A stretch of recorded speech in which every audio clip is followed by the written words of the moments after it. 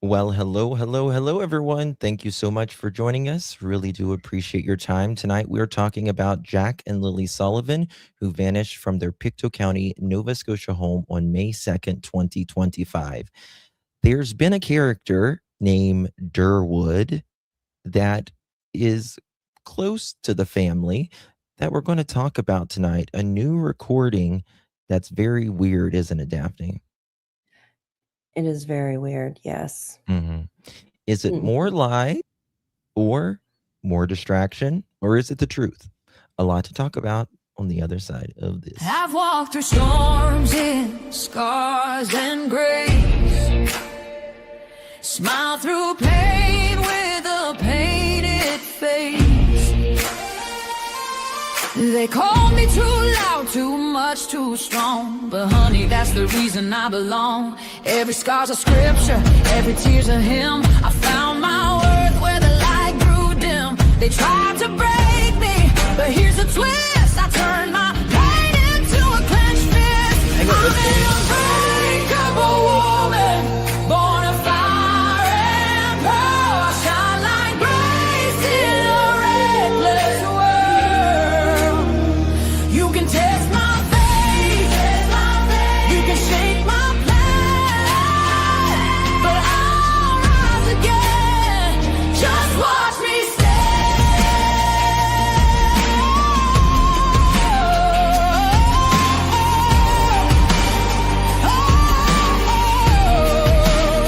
I've been whispered about and written off, judged by the gloss, not the cause. But God don't build weak hearts from gold. He made me fierce and he made me bold. I bend, I pray, I roar, I rise with mascara, tears and battle cries. Don't need your crown, I forge my own. From ashes, honey, I build my throne. I'm an unbreakable soul, dressed in truth and pearls. The fire don't scare me, it lights my world. You can doubt my voice, but you'll hear my name.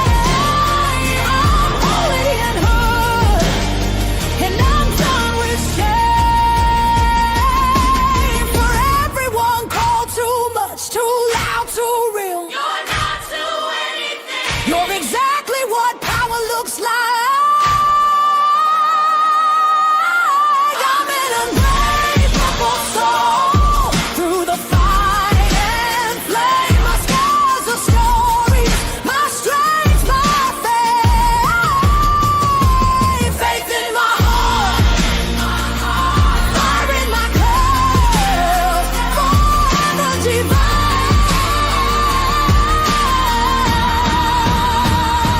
Clutch them pearls.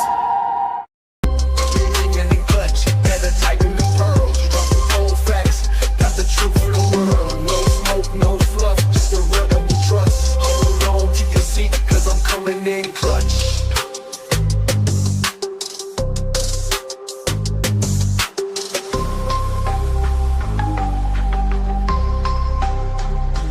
Coming in clutch.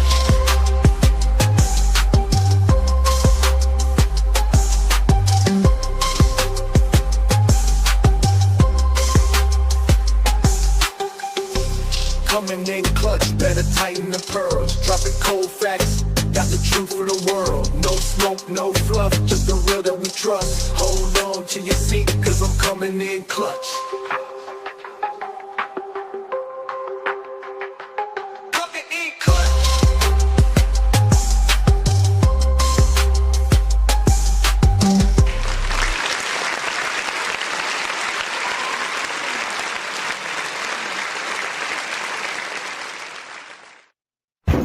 RCMP, open up.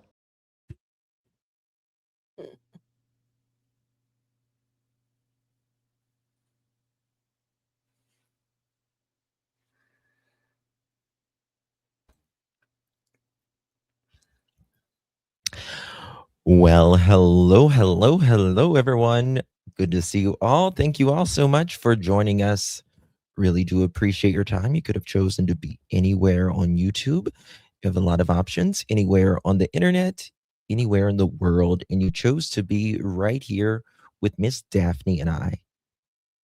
Today Hello. is March 7th, 2026. It is currently 6:05 p.m. for both of us on the East Coast of the United States. Hi. Good to see everyone. Well, hello, Miss Daff. Well, hello, Justin. What do we got going on today?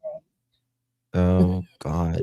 Boy, I was surprised to hear this going on. So last night while I was actually live, I was emailed and by one of our friends who is another creator, and Ninji, and I was going to go live with her afterwards, but it's such a big time frame difference, between where she lives and I live. So we're hopefully going to do a live together sometime soon. But she was doing a review on this, and I had not heard about it.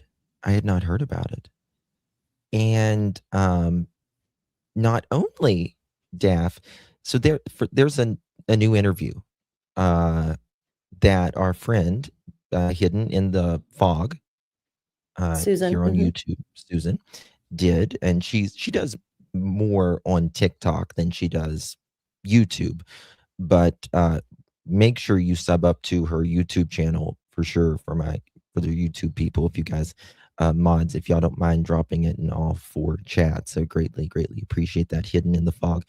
You can also find it in the description below. She did a live interview with Mr. Durwood. And it's interesting how he's saying some new things. And AB did a live as well with I don't know where the interview came from. It's with Durwood's son. Is it Jordan? Yes, that's his name, Jordan. Yeah. When was that interview? Do you remember? I'm not too sure when it was interviewed. I just know that AB, I believe, was covering maybe someone else's interview with him, but I'm not too sure. Yeah. I believe the original was taken down, is from what I heard through the grapevine. Okay. I hear Jordan loves me. Thank you, Jordan. Love you, baby. He mentioned me. Such a joy. He doesn't. I guess I get under his little skin a little bit. Some of us do. But anyway, I should have brought my lipstick out. I'd have put it on just for him. Yeah, the red Anywho, lipstick. yeah. So, it was a members only video with who? Yeah, who was the original? Yeah. Justin, I find it quite weird, right? My word, weird, that this toolbox or tools keeps getting brought up. First, we had Daniel say that, I was helping mom fix the fence, and he gave so many details, as in, I got to go find my tools, right? It took me a while, but I found my tools. And then there was a wrench above the door that was supposedly to keep bear, like if a bear came in the house, just through that one door, though, right? One wrench for the one door, even though they have 4 doors. Yeah, I don't either. That's where Daniel's getting the charges, in my opinion. For the wrench, yeah, the wrench. Well, for locking them allegedly inside. What's interesting to me is, and you're going to hear it in this interview that we're about to play, Durwood, when he went straight to Janie and Daniel, and Janie said, once Durwood explained it all to me, it made sense. And that never set right by me. How could Durwood be explaining something that Janie lived through? Exactly, if he wasn't allegedly there.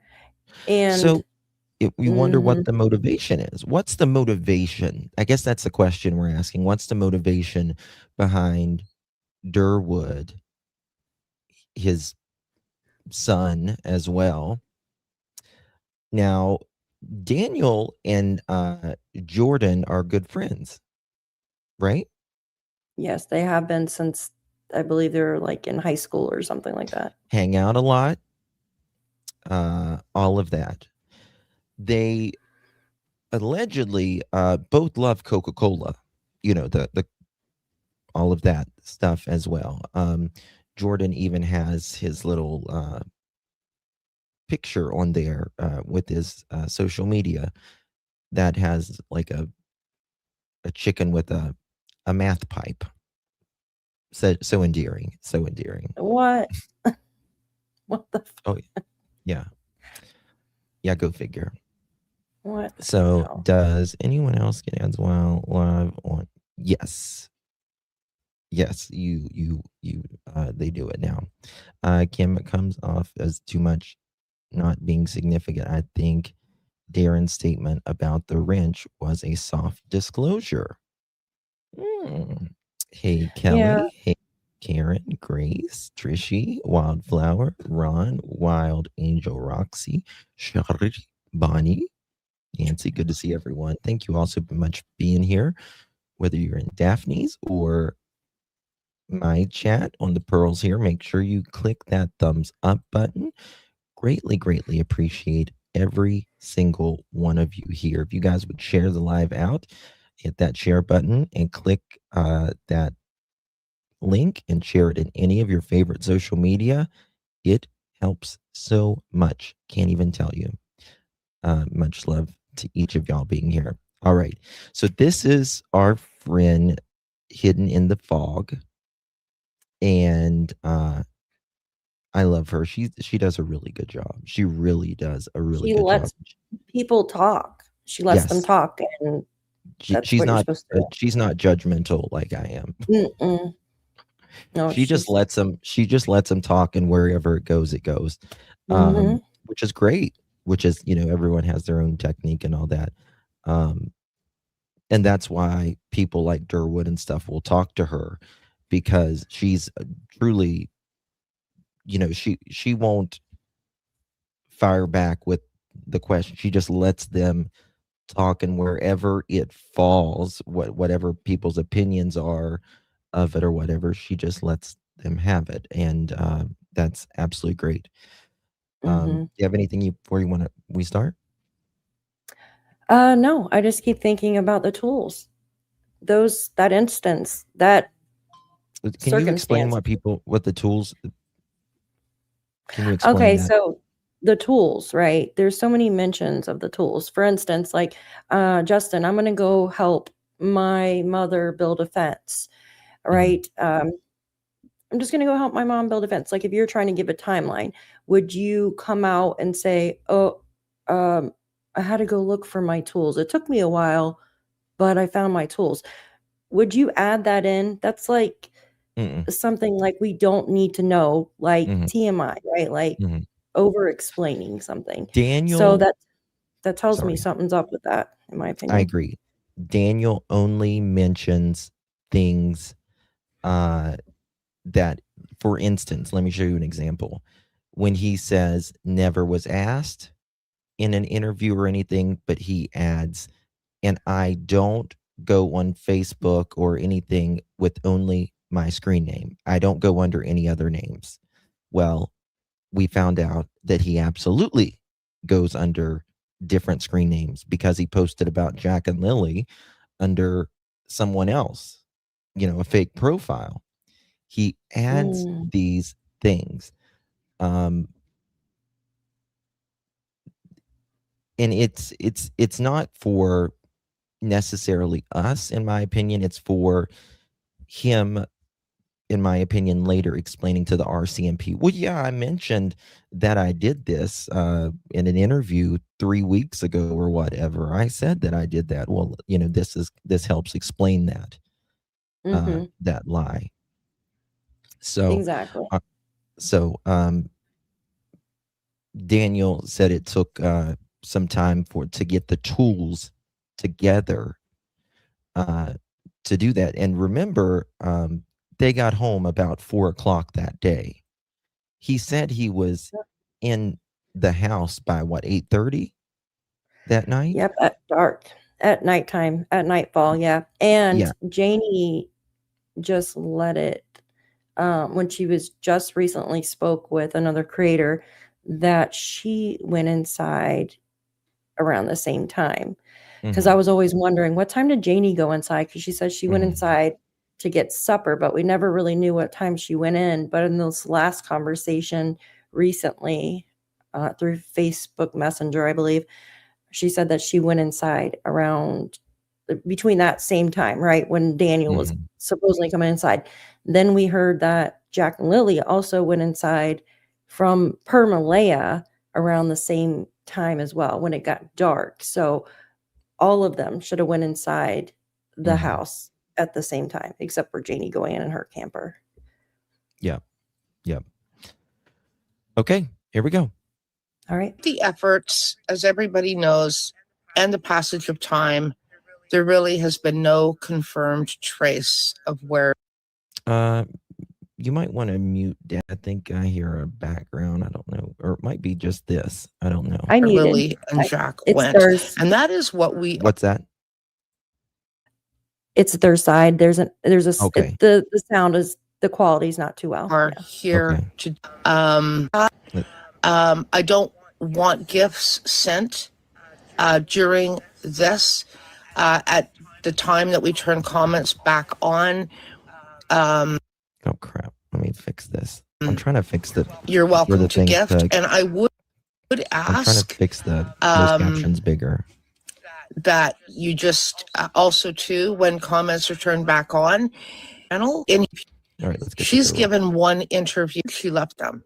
Daniel Martell and Lily and Jack, and Daniel and Malaya share a daughter, Meadow. Since then, information about what happened in the home on the day the children disappeared has remained limited. The investigation continues. The questions have not gone away. In fact, they seem to increase. Tonight, we're speaking with Darren Geddes, also known to many as Derwood O'Grady, who's followed the case closely and has spoken publicly about it. He has become somewhat of a controversial figure, in fact. As always, it's important to remember that in any investigation, allegations are not proof, and every individual is entitled to the presumption of innocence, regardless of who you're. How do I make this Darren? bigger? You're breaking up there. I never heard the first part of your question. I'm trying to make this bigger. Oh. Well, I was going to say thank you for joining us tonight. He kind of breaks up in the beginning a little bit, doesn't he? Okay. Mhm. Details of the case. I want everybody in chat because some people may not know. I would like the You viewers guys to are going to understand fall who out you when you hear are. what he says. Tell us a bit about yourself. Who is Darren Geddes? How did you first become aware of the disappearance of Jack and Lilly Sullivan?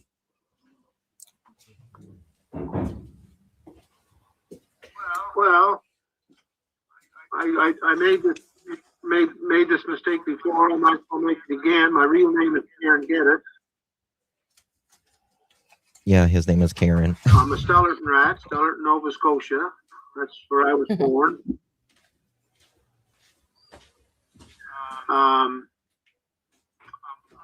a distant relative I'm a distant relative of Jack and Lilly Meadow through my cousin Patty, with her great grandmother. He's kind of got a little glitch here in the beginning. Let me see. I'm nothing special. I'm just a regular guy. So Durwood is related to Malaya, and Yes, on his the mother's side. yes, the grandmother Patty that Malaya and Daniel manipulated for cash all the time. That grandmother that bought Malaya a car, the one that they took the credit card and went to Walmart that evening and went and shopped around and all of this stuff. So that one. Who's concerned about the children And what was it about the story that captured your attention? Hi, everybody.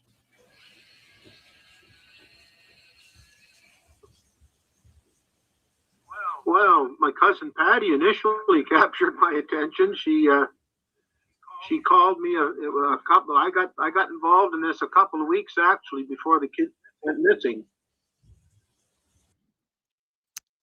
So Dirtwood says he got involved in this a couple weeks before the kids went missing. I find that highly ironic because he said that he hadn't spoken or anything about Malaya or the family in a long time. Correct. And then in his previous interview with Susan, he stated that Patty had asked him about, to intervene. I'm just going to say to intervene. And I guess there was some kind of phone call or something or another. And I don't know, like basically saying Malaya didn't need his help, that she had other plans or something to that matter, I believe. And because I always said, like, why didn't he help? And then he explained it in the previous interview. But I didn't know that he had that much contact with Jack and Lilly. I didn't even know that. Durwood? You know what I mean? Yeah. Well, that's a good question because had he ever even seen Jack and Lilly? I think maybe once or twice, but I don't think it was all the time. But the thing is, I mean, if Malaya was over there, lived there, right? If Malaya lived there, even with Daniel. Yep. And he seems like he's good. He's really close with Patty. You would think that he would have seen them all the time. I think this is a difficult spot for Durwood because he's family with Patty, but his son is very friendly with Daniel. And I think there is, in my opinion, there's a rug aspect to this. Yes, I agree. And Daniel lived there at Patty's house. So how did Daniel, he, you know what I mean? Yep. Exactly. My schedule is crazy busy. Work is great, but I miss y'all. Glad to catch up today. Keep grinding out the amazing content, Justin. Thank you so much. Most appreciate. Love you, baby. Appreciate you so much. Give me a text, girl. Love you to pieces. Thank you so much for your continued support, babies. Well, and that's just it. They lived with Patty about a year.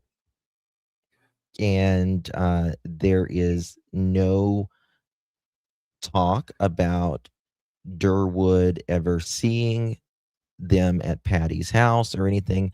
So either Durwood was lying then or now or both. You know what I mean?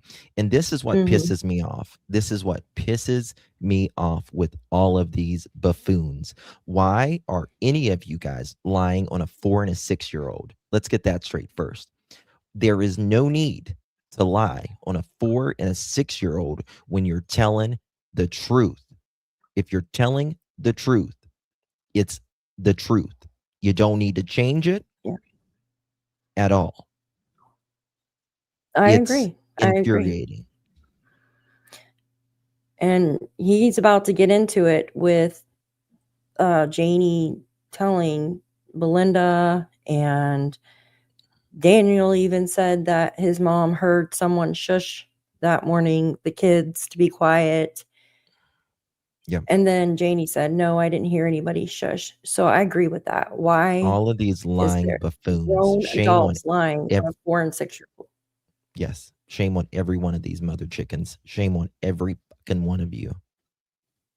It is ridiculous. Women's Thank you, warrior. Women's Warrior. Thank you so much. I really appreciate you. Thank you. Welcome to the Daffinites. Daffodils. Daffodils. Okay. So Patty called you a couple of weeks after the children went missing, and what happened there? Well, she actually called me. We actually talked off and on anyway. Okay.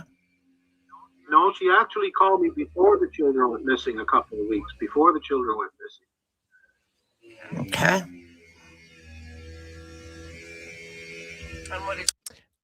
The sound in the back is coming from Durwood's, and he's probably in his math house grinding up some math or something with that sound. And what did she call I you don't about? understand. Who saws What? while they're on a live? Like, that's crazy. He don't care. He don't care. It's freaking nuts. She called me for my advice on a car, whether she should co-sign a car for Malaya. Like I'm into old cars and that. And I buy, like I look for wise on them. Okay. You're breaking up a little tiny bit. So Patty called you to ask your advice about co-signing a car for Malaya.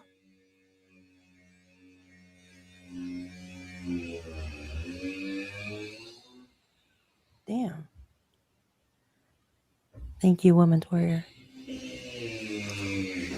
Oh, heck no. I would be so Are you there, pissed off. Darren? Yeah. I just switched back because our sound seems to be breaking up that other way. Oh, okay.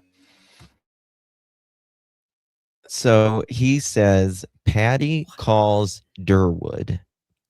How convenient to say that Patty called you to buy for advice to buy a car from Malaya. I don't believe that for a fucking second. No, and the thing is too, I've heard that basically the whole thing with her asking him to intervene and get Malaya and the kids out was bogus too. But I can't confirm it. Like it never happened. Exactly, T-Walk. Why? Why would Patty call him liar? I don't understand that. Buffoonery. And why now? I find this very interesting how him and Jordan and all of them are, trying to make fetch here happen whenever right after Daniel, all this is happening with Daniel. Oh yeah. I don't know. Yeah. I find the timing very coincidental. Well, what gets me is how are you going to you're going to step out and come out on YouTube and put yourself out there, and then you get mad at others for talking about it, for talking about what you said, right? Like if you don't want people to say anything, then you don't say anything. Like I don't understand, like why put yourself out there? It just doesn't make sense. Like Yeah. why are you putting yourself out? Why are you intervening in this if you had nothing to do with it? You know what I mean? And then to get so angry over it just doesn't sit well with me.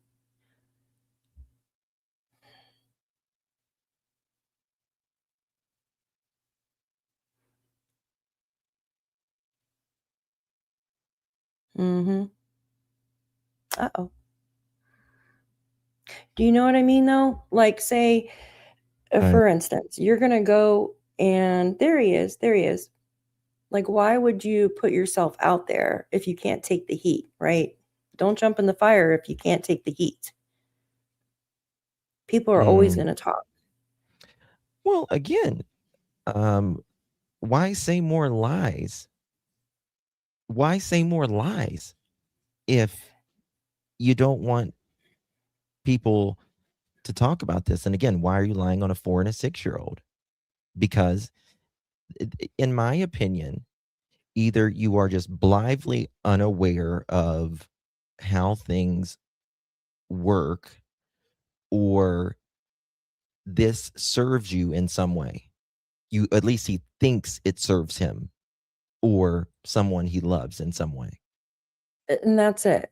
Someone he loves or whatever. Why would you stick your neck out for someone, for instance, like Janie, right? He said he didn't even know really who she was until Jack and Lilly disappeared. So it's like, how are you going to vouch for Daniel and Janie that they didn't do anything, right? Even Malaya. Well, remember, if you weren't there, I don't get it. Allegedly, Daniel and Malay, or at least Daniel, was over at Jordan's house the day before Jack and Lily went missing. Yeah, I've heard that too, but I don't know if it's. Didn't like a neighbor say allegedly that they saw? Yeah, there was a woman that came out and said that she I don't saw know 2 how kids or reliable or something. anything she is, but I remember that. Mhm. And I find it. Mhm. Hold on. Actually, let me just do I have it here? Let me just show you. Daniel has clearly talked about his rug use. He has obviously not spoken about, he denies, I'll say, whenever the rug use close to when Jack and Lily went missing, right? Mhm. We know that, right? Okay. So in my opinion, there was a deal done in the parking lot of the Dollarama the day or that evening before Jack and Lily went missing. Okay, I'll say that. Mhm. And like Daniel and them made good money, especially to have no freaking bills, right? This is the kind of stuff that Jordan puts on his profile. Just let me show you this. Oh yeah, I've seen. Thank you, helicopter grandma. I appreciate you. I said it right this time. Usually I say helicopter mom.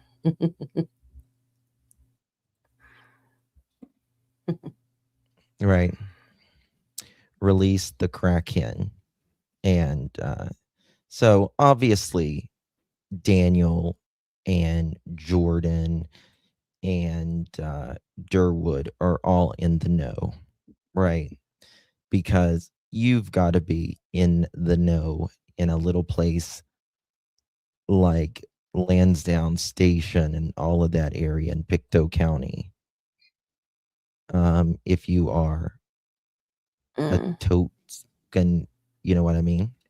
Mhm. So it's pretty apparent to me. Now, Hi, Al. let me show you guys something 1 second here. I might have to pop this up. Okay.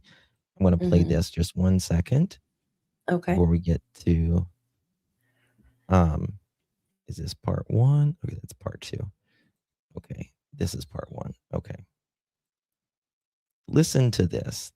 This is Daniel's interview on DT show. I want you to listen. It's a minute or two long clip. I asked him, I was like, what else is there that you don't want coming out? Now, he's been open about this. We've had our interview, and he said, yeah, his prior drug history is drug use. And, you know, some of that might be what's redacted. Now, I've asked him before, and, you know, he's alluded to in the past that it had been some time that he had taken drugs and things of that nature. And based on my conversation with him, I don't know how accurate that is, how long it had been, you know, since he had taken drugs. And, you know, the drugs that he had told me he had taken were stimulants, and that he's been very open about this. Again, he said this in our interview that we had, that he had done drugs and that was a thing. Now, I asked Malaya's camp inside, like, hey, what's going on? According to the person that I spoke to.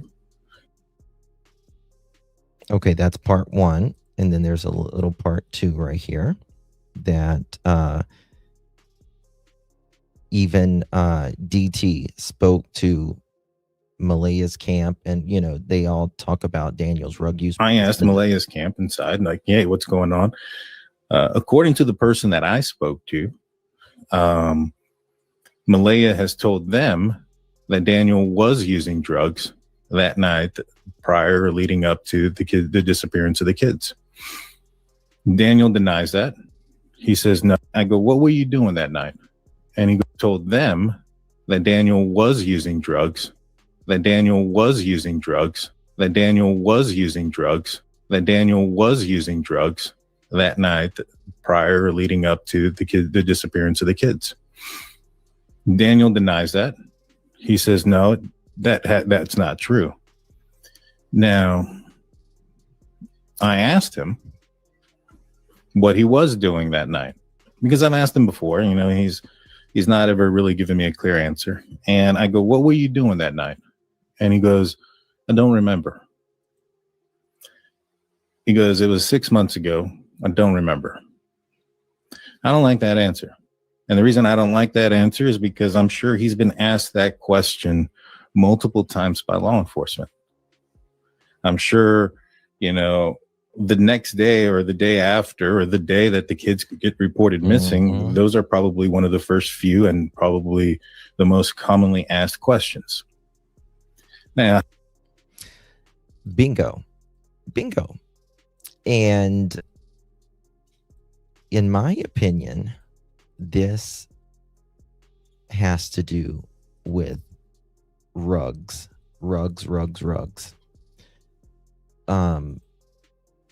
the core of it. Yeah. It's not ever a surprise. You know, I've shown texts where Daniel says he's done rugs every day for years, and it doesn't affect him. He says, you know, the mathola doesn't affect him like it does other people, he says. Because you got tolerance. So I'll go this way. No, Patty and I, we've been in contact all our lives. No. I don't think no, not at all. No. What in my opinion, this has to do with potentially, you know, they don't want to get in trouble. If let's say the kids got into something or whatever, it could go back on them as well. Who was that? Remember the night that Jack and Lily went missing? They said someone was in a black vehicle with Daniel. Yeah, that black vehicle comes up a few times. Yeah. And sorry, I heard thunder. And it also comes up, I don't know, it comes up like throughout since they went missing, right? You hear about a black vehicle. And I remember in the beginning, Darren also said that they showed up in a vehicle, right? Daniel and his friends and they were sketchy friends. Remember that? Yeah. Oh, yeah. Absolutely. Absolutely. This is a real epidemic. Canadians are overprescribed ADHD medicine. Well, I think the top 5 prescription medicines in the United States is Adderall. Wow. So, I know college kids take them a lot or something, or take that a lot. I mean, if you need it, great. Yeah. But I mean, I think Daniel will take what he can get. A lot of damage can be done in 5 nights of being awake on rugs. Yes. And it can also be done, especially if they have kids, when the crash happens and they sleep for days. Sleep for days. Have you ever tried to stay up, right? Just normally, when you're young. You start getting delirious after the first day, right? Well, yeah, You're but the getting thing delirious is, on your own yeah, without her. but the thing is with they say with like the math and the Coca-Colas and all that, is that even after they've been up for so long, they want to go to sleep and they can't. They're exhausted because your body is like, damn, I need to sleep, but Yeah. it won't let you. And then you become very irritable naturally, Yeah. right? Yeah, because they And want then, everything to be quiet. And if you yes, got yeah. children that are loud, I've showed a man and a woman. The guy was with this woman, and she was kind of she was a little bit slower, you know what I mean? And he took advantage of her, but that he had 2 kids with her, and he would smoke the meth, mm, and he wanted everything to be quiet. He wanted the kids to be quiet because he thought people were coming, the police were coming. The police were coming. Well, he unalived his son and beat the little girl almost to death. yeah, because they have no idea. They have no idea what they're doing. Mm-hmm. They think they're hearing shit and seeing stuff, and Mm-hmm. I can't even imagine. Yeah. It's like a bad trip, like on acid. You I, know what I I mean? just don't to me, I don't understand how that's fun. No, I don't either. I like to sleep, so there ain't no freaking way I'm doing that shit. They say the math is more of That's a crazy. mental rather than like a physical dependency. It's like their mind has to have it or something. Jeez. And I think math is the worst thing ever.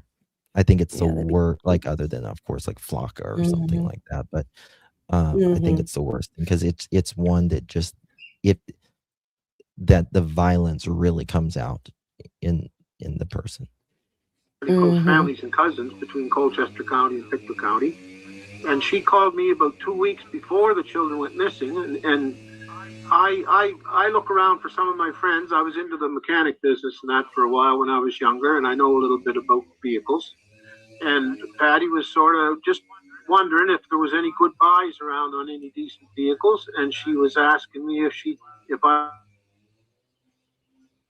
thought she should co-sign a loan for Malaya to get a car. So she stated to me that Malaya was living out in the country, and at that time I didn't even know where, and that she had small children, and that they were driving an old rattle trap that wasn't safe. And okay, I just caught something. You're such a liar. You are such a fucking liar, Durwood. If you was all in Daniel's and Malaya's and the kid's life when Patty was living there, you wouldn't have said, well, she said she had a couple kids. She had a couple kids. That right there shows you were not involved in Malaya's or the kid's life in any way, shape, or form. Any way, shape, or form. Right there. She said she had a couple of kids. Yeah, there you go. Yeah. That proves Shouldn't it he have known right that there. if he was? Yeah, Hell yes. there's your answer. Hell yes. And that makes me wonder, Malaya lived, like I said earlier, Malaya lived with Patty. So how That's did what I'm he not even know? That's I what I'm don't saying. understand. Mhm. Exactly. How Durwood explain that? You're just going to Exactly. pile another load of BS on top of that. Listen to what he says right there. Why are these Mhm. people lying on a 4 and a 6-year-old story? I thought she should co-sign a loan for Malaya to get a car. So she stated to me that Malaya was living out in the country, and at that time I didn't even know where, and that she had small children, and that they were driving an old rattle trap that wasn't safe, and Patty was concerned about that. How But wait a far minute. does Durwood? Okay, His go ahead. son, I'm That's sorry, yep. his You're saying it. son Yeah, is best friends with Daniel. yeah. Like, come on, Don't he live close? Does he live close to Daniel? I can measure it real quick. I mean, it's not far. It's probably like what, 20 minutes, maybe? Okay, that's further than I I mean, thought. it's not like it's a. Let me look. I'll check. I don't know for Yeah, the actual mileage. yeah. I'll They're check. BFFs. And wait a second. Don't you remember this? Didn't Durwood say that Daniel and 2 other people came to his place like a day or so before or after Jack and Lily went missing as well? Remember at the Right barn? after? Yeah, the barn. Yes, he says Daniel Yeah, and a woman and a guy, yeah. and he Mhm. said basically calling them sketchy. Yeah. So right before Jack and Lily go missing, he says Patty calls and says, "Oh, should I co-sign Yep. for my granddaughter?" Even though Daniel and Durwood's son are like BFFs. BFFs since they were like in high school. Yeah. And Yeah. then I don't So know if how it the was a hell day did or two before or a day or two after or whenever. It was close. Durwood says, "Oh, well, Daniel and like a guy and a girl came to my place in a barn." Why Mhm. is all of this happening right around the time the children go missing, Durwood? Yeah, exactly. What do you got going on here? And I sort of was curious as to why she wanted my advice on it. But anyway, I asked her what. Yeah, I can't imagine wanting Durwood's advice on anything, on absolutely anything, and I don't believe this for a second. Mhm. What's the deal? And she said, well, I'm thinking about co-signing the car for Malaya, but Cindy doesn't want me to. And I knew that Patty raised the kids. Like they lived, Hayden and Malaya lived at Patty's most of the time. Why would Cindy care? Why would Malaya's mother care if Malaya got a car Yeah. if her mom was paying for it? I mean, she Yeah. may be like, "Mom, I don't want you to, haul around this." So she hauls around this math, this It's math like guy or whatever. it's like 11 miles, Justin, from Yeah, where Jack and Lily disappeared from just a too. few Yeah. minutes, like 10, 11 minutes, not far at all, right? Yeah. Yeah, not far. Not yeah. Interesting. No,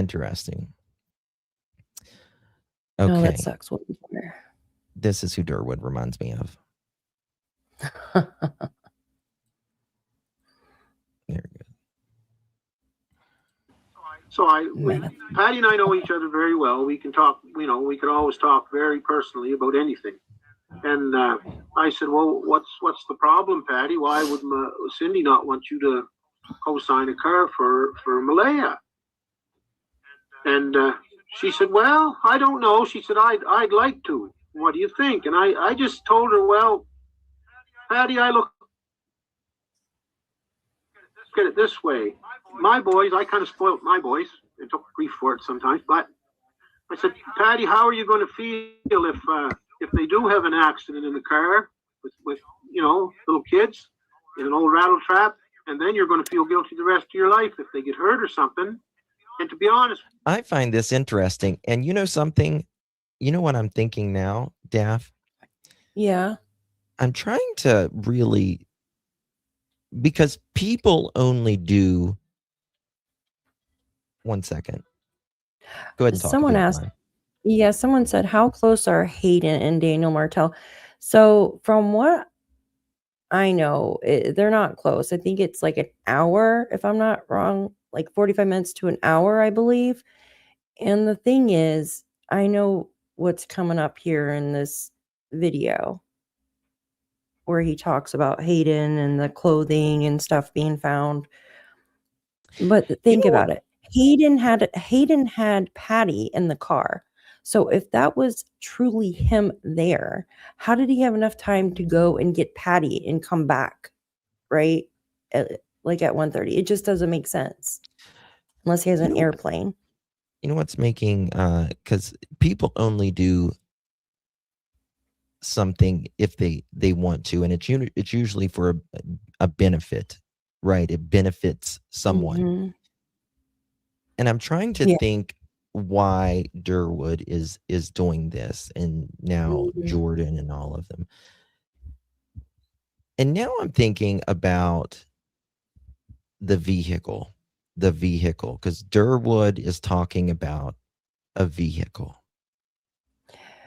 The black SUV. We know that he has lied about.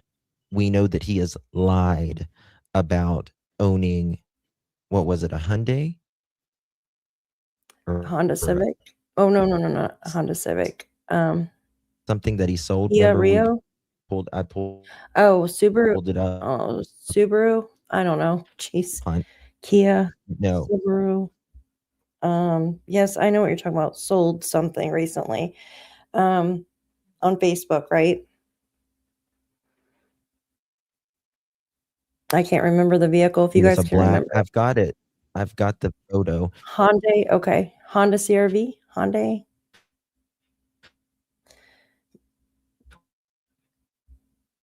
Where he had just. It wasn't that. I don't think it was. Maybe it was, but he's doing this for a reason. I used to think it was just for attention, but I don't now. I don't. I think there's there's some. I mean, I think he liked the attention in the beginning, but Durwood really doesn't like people to review him or anything like that. No, he gets really upset. I just want to say this. No one gets involved unless they are involved, in my opinion, right? Like this, That's anyways. Right. Yes, people care and they want to involve themselves, but not like this. Mm-hmm. Why are you sticking your neck out for other people that you were supposedly not around? Mm-hmm. Why are you sticking your neck out for them? Mm-hmm. What do they have on you? That's the way I look at it. What do they have on you? With you, Patty, and I can be very honest. I said, Patty, you've got no shortage of money. You know, you could buy her a car outright, not hurt you financially. So other than that, Patty, I said, I just worry about feeling guilty about not doing it later. So if it was me, I'd do it. She said, okay, I'm going to. So that was 2 weeks before the kids went missing. Okay. Actually, it was a little more than 2 weeks before the kids went missing. So anyway, then she called me back again, and she said, Darren, I want you to come over for a visit. And I said, okay. So anyway, I went over, and she said, look, I'm concerned about Jack. And I said, why? And she said, Jack's showing up with a couple black eyes and scratches and that, and I'm wondering if Daniel's being too rough with him. And I said, well, I don't know, Patty. Like, you know, what can I do? What do you want me to do? And she said, well, you know Daniel, and you know. Hi, cool. No, think about it. If this happened, right? Mm-hmm. Wouldn't Patty have called, like, wouldn't she? Why would she call Darren and ask Darren to do this, right? What is Darren's position? I mean, we've learned that he used to be a boxer, right? Maybe that's why. Well, Was he a fixer or something, right? right. Patty's calling Durwood for financial advice, and now about little Jack having bruises Exactly. and getting banged up and all of that stuff. I I don't buy it. I think Patty might have spoken to him since Jack and Lily went missing and said, "Yeah, there was bruises on the kids, and I, was concerned or whatever, but didn't Mhm. didn't do anything about it." Um, but I don't think Funny. this was beforehand at all. Yeah. Oh, the Mackenzie's not over there. And I said, well, I know Daniel very slightly from a few years ago being a friend of my son's. And I said, but I haven't seen them around much. They From a few years ago of knowing his sons. How Mm. about, a few hours ago or a few days ago from knowing your sons? live 20 or 25 minutes away, and I don't really see them. And she just asked me, well, if you see Daniel, will you ask him about Jack? And just inquire. This doesn't even make sense. If you see Daniel, why don't you just maybe ask him about, bruises under a 4-year-old's eyes? You're not going to ask anybody. You're going to act, right? You're going to act on that. You're not going to ask anybody to do anything. You're going to act. You're going to call the police, right? First, you're going to say something to the mother and be like, what is happening to my grandkids, right? Or my great grandkids? Why do they have bruises all over them? Why do they have scrapes and scratches and stuff like that, right? And if she doesn't do something, then you're going to call the police. You're going to call her mother, like Cindy, right? And be like, hey, what's going on? And then Why the why mom's wouldn't probably going to intervene. Yeah. Sorry, go ahead. I'm just saying, why wasn't the authorities called on this? Exactly. But Durwood Well, was. you would think Patty would talk to Cindy, right? If she was going to talk to anybody, Mm-hmm. Absolutely. CPS, obviously, even though CPS was already there. Well, think about it. What would you do? So say, you know what I mean? What would I do? I would flip out. You damn right. I would be there to pick up my daughter and my grandkids and say, if you don't get your Mhm. fucking ass in the car right now, I'm taking these Mhm. kids or I'm calling CPS right now. And you can Mm. sit here with this worthless sack of shit. Or Yep. you can come with me. That's what I would say. Yep.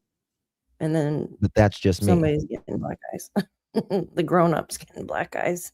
The man who did it. Yeah. Yeah. So that's, Yep. but it's a shame that happened after the kids went missing. And Mhm. Malaya was saved, if you will, or finally made the decision to leave. But Jack and Lily didn't get that decision. Nobody made that for them. No, Garbage somebody humans. did make that for them, but they left the wrong way, in my opinion. Well, no, what I'm saying is nobody made Yeah. the decision to go get Jack and Lily To go get them. to Mhm. save them or anything. But Malaya, she got out of there. Mhm. Pieces of garbage. Right. Make sure everything's okay between him and the kids. Mhm. I said, yeah, I will if I see him, Pat. So a couple weeks went by, and I I had How could a couple weeks went by, Durwood, whenever you just said it was about 2 weeks before Jack and Lily went missing, whenever you first spoke to her about the car? Would that be okay? So Malaya got the vehicle, what, April 1st, right? Around April 1st, she got a vehicle. Cindy She got it and legal though, what, Friday, Thursday? yeah, it was like a couple weeks after that, right? She got it legal. Or Well, she was at the DMV a day or oh, 2 that's right, before. Wednesday.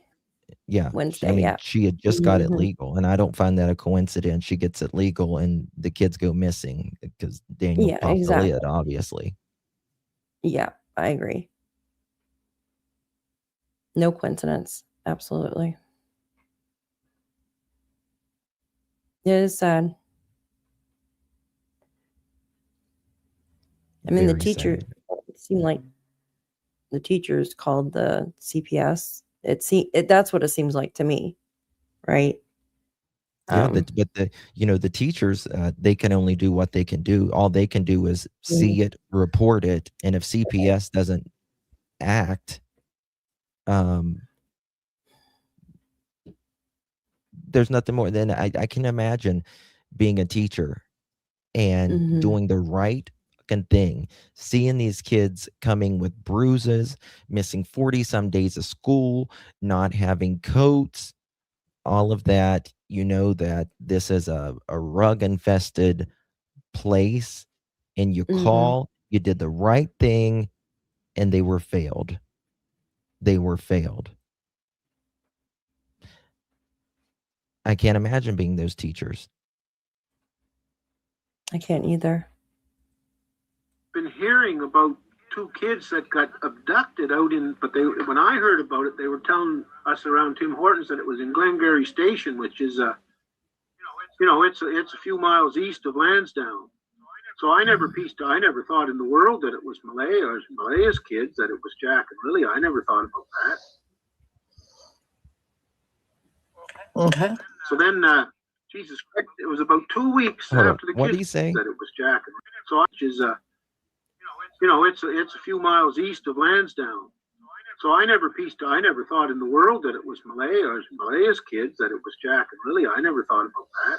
Wait, what? How would you not know, Pat? Wait a minute. Exactly. Yeah, you're picking up. Yeah, go ahead. Wait a minute. What do you mean? Oh, from like when he heard 2 kids. He posted on X. He posted on Twitter on May 3rd saying, is there going to be a search? You had to have known. It's on your X account. Everybody I in don't that area understand. knew. It was huge news. It was huge Yeah. news. He's saying 2 weeks. He Everything's knew. he's so full of shit. I have a screenshot of the X account where he said, are you guys going to search, talking to the RCMP? And it's Jack and Lily. Hope you feel better, Sherry. And yes, Durwood is related to Malaya. They weren't close by anything like that, but yes. So then, Jesus Christ, it was about 2 weeks after the kids went missing, and I had been hearing on somewhere that the Mounties were making an inquiry about a black SUV. Did anybody know anything about a black SUV? I haven't heard this part. That's very interesting, Daff. What did I just say? Yeah, the black SUV He's again. talking about that fucking black SUV. I'm going to find this. I've got it somewhere. And Durwood said, why would I lie about having, he said this in DT's chat, why would I lie about having a black SUV? Now he's bringing up this black SUV. Totally interesting. Mm-hmm. Totally interesting, isn't it? Mm-hmm. I haven't heard this part. Well, is it the SUV that you sold in July? Durwood? Oh, wow. This is getting good. Okay. So then, Jesus Christ, it was about 2 weeks after the kids went missing, and I had been hearing on somewhere that the Mounties were making an inquiry about a black SUV. Did anybody know anything about a black SUV that was parked at the old Lansdowne gate? And I never Old thought Lansdowne anymore, but I Gate. heard about it. So Old Jesus, Lansdowne Gate? What is that? who pulled in the yard? I was fixing my old. That's where it was the black SUV was. And remember about that Old black SUV, the transcript about it, Daphne, remember that? Mhm. That they said it was I still think there's something about this. I swear I do. Well, yeah, it said a 50 to 60-year-old man bald or something coming out of the KOA. Well, it was before that. Before that, what they said before that, that was I'll have to find it. No, that was the one that was suspicious that Karen Ponikow, I think her name is, reported it. And then there was 2 guys coming out of a black SUV that was going fishing, walking down to the ponds or lake or They whatever. thought they might be fishing, I think it was. Yeah. But Could have the been that. one that was reported in the beginning was a guy, bald mustache, coming out of the KOA campground. Okay. Mhm. I'm looking at this thing. Let's talk about this black SUV. Truck out back in Foxbrook, and who pulled in the yard? This black SUV, and who jumped out of it? But Daniel Martell. I hadn't seen him in, I don't know if I could ever remember seeing him for 3 years or more. What? And What? What? How does he go from this black SUV to Dan? Am I missing something? Yeah, that doesn't make sense. No. Play it I gotta again? go to black SUV. I gotta play this again. Okay. So then, Jesus Christ, it was about 2 weeks after the kids went missing, and I had been hearing on somewhere that the Mounties were making an inquiry about a black SUV. Did anybody know anything about a black SUV? No, it was only on Dispatch. Lansdowne Gate. And oh, he's saying the gate at the I never thought anymore, KOA. but I heard about it. That's what it is. I figured it out. I figured out what he's saying. He is talking on dispatch, right? On dispatch about the Karen Ponikow. That black SUV had a guy and around his age with mustache, driving in a black SUV, and it was a Kia Sportage, I think. Kia Sportage, or was it Which is exactly what Durwood sold, a black Kia Sportage, wasn't it? I think so. I'll pull it up. I'm trying to find it. Lorda Campground. Yes, there you go. Yes, that's it. That's what it is. The old Lansdowne Gate, because it's gated right there by the park. There's a gate right there. So why I heard all about the SUV. I can't believe this is the first time you guys are bringing it. It's not the first time we're bringing it up. It's far from the first time we're bringing this up. I've got pictures of the SUV of and all that. But he just said trying to figure out what he's actually meaning here. Yeah. I'm going to pull up the picture. I'm trying to find it. But I don't know how he goes from, I'm trying to find the transition of how he's talking about this black SUV, then he's talking about Daniel getting out of a black SUV. Yeah, because Daniel got out of a black SUV. And then he even said that Daniel's friends have a black SUV earlier on too, driving like, I don't know. It's crazy. There's just a black SUV involved. Oh, Jesus. Who pulled in the yard? I was fixing my old truck out back in Foxbrook, and who pulled in the yard? This black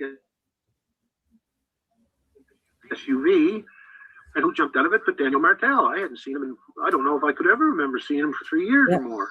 And he had another fellow with him, and there was a lady driving. So anyway, we There got you go. talking, and I said, Jesus, Daniel, what's going on with the kids? I said, Patty asked me to check in, and he said, then I knew that the kids were gone. And I Right. knew that, you know, there was No, it people wasn't talking cleared. about them.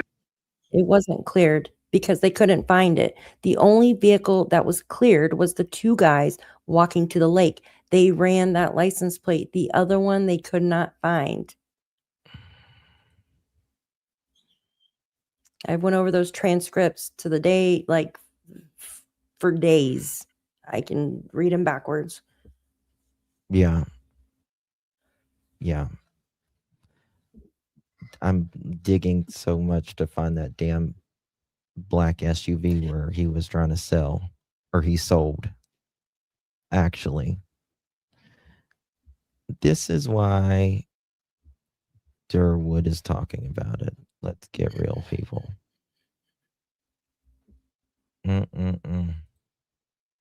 But see what I'm saying right here?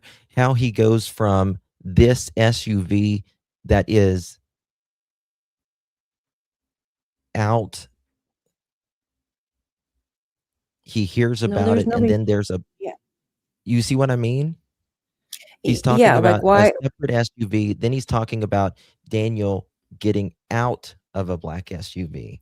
Maybe he's trying to insinuate something. Maybe it was Daniel's friends that were in the area. Is that what he's trying to I insinuate absolutely on? believe it is, because his mind goes from that to this. Your mind only goes from that to Exactly. this for a reason. Exactly, because you're trying to connect stuff, even if you're like subconsciously, right? Like you're just your Absolutely. brain's trying to It's connect. how you connect it. Yeah. Yeah. He connected it for a reason. I just got to listen to it again, guys. I'm sorry. I just. More. And he had another fellow with him, and there was a lady driving. Hold on. And in here, thought in the world that it was Malay or Malaya's kids, that it was Jack and Lily. I never thought about that. Okay. So then, Jesus Christ, it was about 2 weeks after the kids went missing, and I had been hearing on somewhere that the Mounties were making an inquiry about a black SUV. Did anybody know anything about a black SUV that was parked at the old Lansdowne gate? And I never thought any more of it. I heard about it. So Jesus, who pulled in the yard? I was fixing my old truck out back in Foxbrook, and who pulled in the yard? This black SUV. And who jumped out of it but Daniel Martell. I hadn't seen him in, I don't know if I could ever remember seeing him for 3 years or more. And he had another fellow with him, and there was a lady driving. So anyway, we got talking, and I said, Jesus, Daniel, what's going on with the kids? I said, Patty asked me to check in, and he said, then I knew that the kids were gone. Right. And I knew that. This is unfucking believable. Unbelievable. He is talking about this. Oh, well, Patty, called me a couple weeks before and said, oh, I need some financial advice. And then called me a little bit later and said, I'm worried about my grandkids. And then says, if you see Daniel, whom you haven't seen in years, he just said it right there, maybe mention something to him. Why do these kids got black eyes? And then he goes to this black SUV at the Lansdowne, what do you say, gate or something like that? Yeah, the KOA, yeah. Yeah, and now this black SUV is getting out of, is it Durwood's house again, who he hasn't seen in years, and two That people Daniel's are getting friends out. are driving. Yeah, Mhm. that Daniel's friends are driving, and he's like, oh, they're gone. I find it odd too that he's putting one instance and connecting it with a completely different one, right?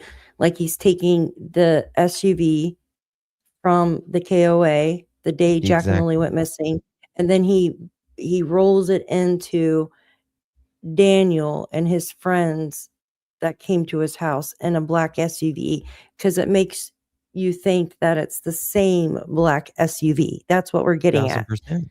1000%. And that's why it's 1000%. Very, very interesting that this Mhm. mother chicken is. I've always wondered about that black SUV. Yeah. It's cold. And then Daniel supposedly went. Go ahead. Sorry. Daniel went and picked his friends up on Saturday. And I got to thinking, I'm like, so he went into town and picked his friends up, but those friends aren't they the same ones with the black SUV? Like, Exactly. I don't know. Exactly. I could be wrong, but People talking about Daniel killed the kids and buried them in the woods and stuff like that. Just talk.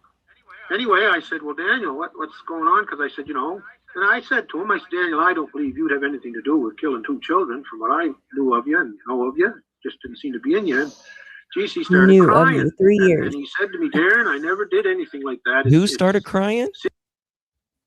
Daniel started crying. No. Darren said, Daniel, I didn't, from what I know of you, I never thought you would killed 2 kids. That's what he said. And Daniel started crying. Children, But yet he hasn't seen him in 3 years. Yeah, exactly. Well, yeah, just didn't seem to be in you. And geez, he started crying. And he said to me, Darren, I never did anything like that. It's Cindy starting all this stuff. She hates me. She hates my guts. Oh my God. And I said, well, I don't know, Daniel, what to tell you. I said, but one thing about it is, Daniel,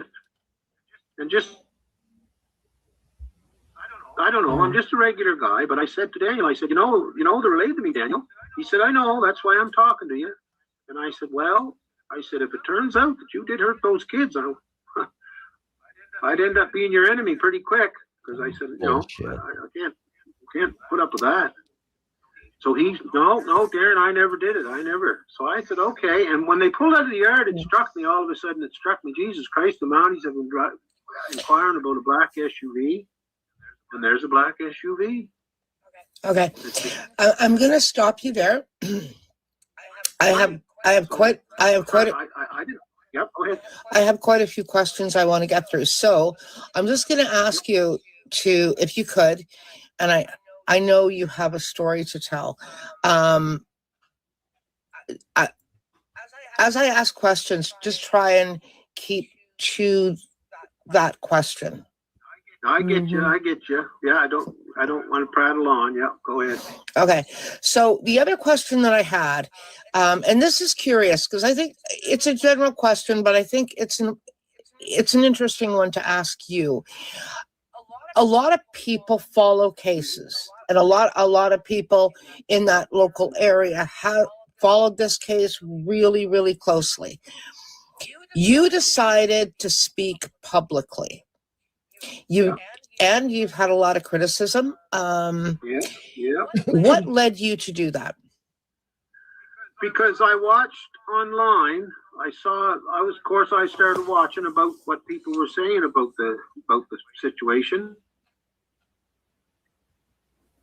And I watched a couple I didn't know anything about true crime podcasters or anything like that. I didn't know who they were, what they were. But Jesus, I watched a couple of them, and they just went on and on and on about Daniel Martell killed those kids. Daniel Martell killed those kids. And after a while, who cares? You're not Daniel Martell. Oh, exactly. Why is he sticking up for him so bad? First of all, why are you vouching for him? You don't even know him. You haven't seen him in 3 years, have you? I mean, come on. Sorry, but it pisses me off. Yeah, I mean, like, why is he so invested in that? Number one. Yeah. Number two, someone you haven't seen in years. You were, someone called you right before and started talking about the kids and Malaya and Daniel.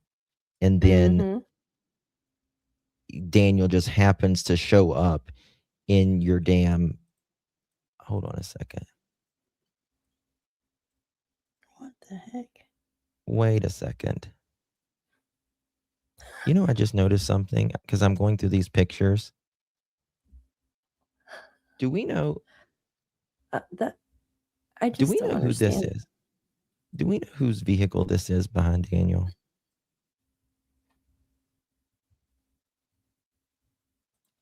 That's in the first interview that he did. Yeah. But do we know whose vehicle that is? That looks like some kind of Subaru or something, doesn't it? Don't know. I'm going to show you guys Janie's this no, picture. Janie has a Do you have that picture of the one? Dodge Journey. Thank you. Yeah. Do you have the picture, the one Durwood sold? I'm digging like a mother chicken right now, trying to find it. I remember seeing it, but I don't think I ever saved that. Look. Hey, Daniel Probably called on me the Facebook. second day. He asked me to meet him at Tim Hortons in Westville. So, I mean, Patty drew me into it. You Then sent it to me. Daniel drew me into it. And Daniel started presenting his case to me to prove to me that he never killed those kids. And I knew everybody. So what got me is after Daniel and I talked, and I checked a few things out just because I knew a lot of the people that were involved and around the day the kids went missing. I was hearing all kinds of stuff. People were telling me that, and everything Daniel was telling me for the first while was the truth. And it convinced me that no, Daniel had nothing to do with killing those kids. Okay. So listening to these podcasters that were just raking Daniel over the coals about being a child murderer, I couldn't handle it. So I went online and said, look, there was no murder there. This is bullshit. What you guys are saying is bullshit. There's no, I don't believe the kids are lost in the woods, and there's certainly no murder. I don't believe Daniel and Malaya killed these kids. Okay. So the argument started. Okay. And that's how it started. Right. So going back to May 2nd, 2025, the kids disappeared. The surrounding woods are combed, searched. When you look at the early hours of that investigation, what stands out to you the most? Well, now you've got to understand that I wasn't even on the property until over a month after the kids went missing. I had never been out there. What stood out to me first about the early was Malaya changing her story 3 times within 24 hours. Initially, Malaya said the kids wandered into the woods. Then a few hours later, she changed that and said, "Oh, she figured they might have been abducted and wanted an Amber Alert." And then at what was it, at 12:30 or between 12:30 and 2 o'clock in the morning, she called the Mounties again and changed her story and said, "I suspect that Cody, my ex, picked the kids up and took them."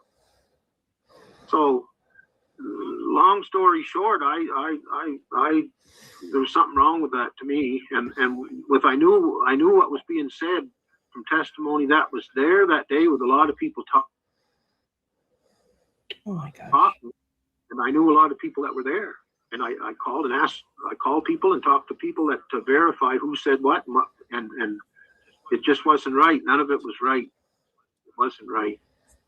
And as I went through it, when I first got into this, I was looking at Daniel Martell for killing those kids. I wanted to find out. I thought, if he's killing those kids, killed those kids, there's going to be hell to pay here, boy. And the further I looked says it into like that? the more it pointed away from Daniel Martell, and it pointed towards Malaya. Okay. What did he say? I need to go back. What did he say? He says, Trying to find something. I was looking at Daniel that he killed those kids. And he says, the more and more I was digging into it, it's looking like Malaya.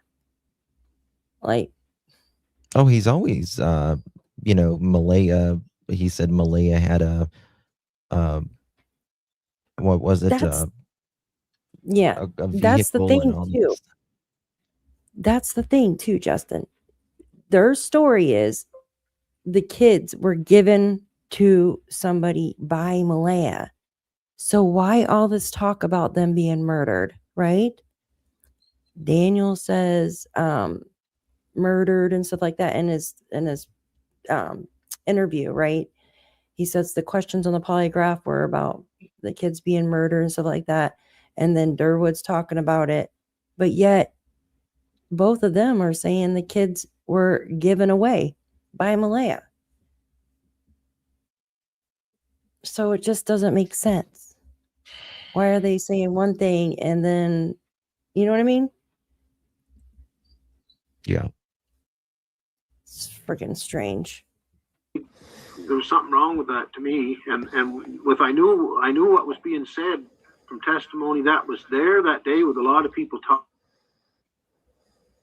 talking, and I knew a lot of people that were there, and I called and asked, I called people and talked to people that to verify who said what, and it just wasn't right. None of it was right.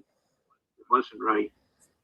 And as I went through it, when I first got into this, I was looking at Daniel Martell for killing those kids. I wanted to find out. I thought, if he's killing those kids, killed those kids, there's going to be hell to pay here, boy. And the farther I looked into it, the more it pointed away from Daniel Martell and it pointed towards Malay. Okay, so, and some That's where the shit hit the family, my family. Okay, and some people believe that the children did wander into the woods. Others say lack of evidence makes that explanation difficult to accept. Where do you stand on that? No, I don't believe they wandered into the woods, not a bit. Okay. Not a bit. Okay, I got it. All right. You're I got it. Yeah.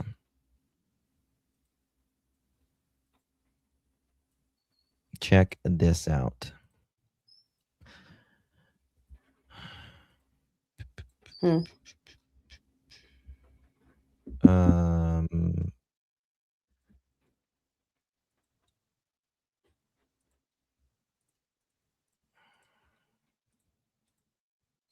Look at this. Mr. O'Grady, 2016 Kia Sportage, $1,500, which seems ridiculously cheap. Possible needs engine. Boy, that sound, to me, that would make a very big knocking sound. When it's going out. You know what I mean? Kind of like maybe the night Jack and Lily went missing. Was newly inspected, but sticker is gone. Still have backing paper. I don't know what that means. Wait a minute. Isn't that the same vehicle that Brad said that he saw Daniel driving that night? I think the so. hatchback. Yeah. Oh, it was a Kia Rio Sportage hatchback or something, right? I think this That's is what that very is. interesting. I'm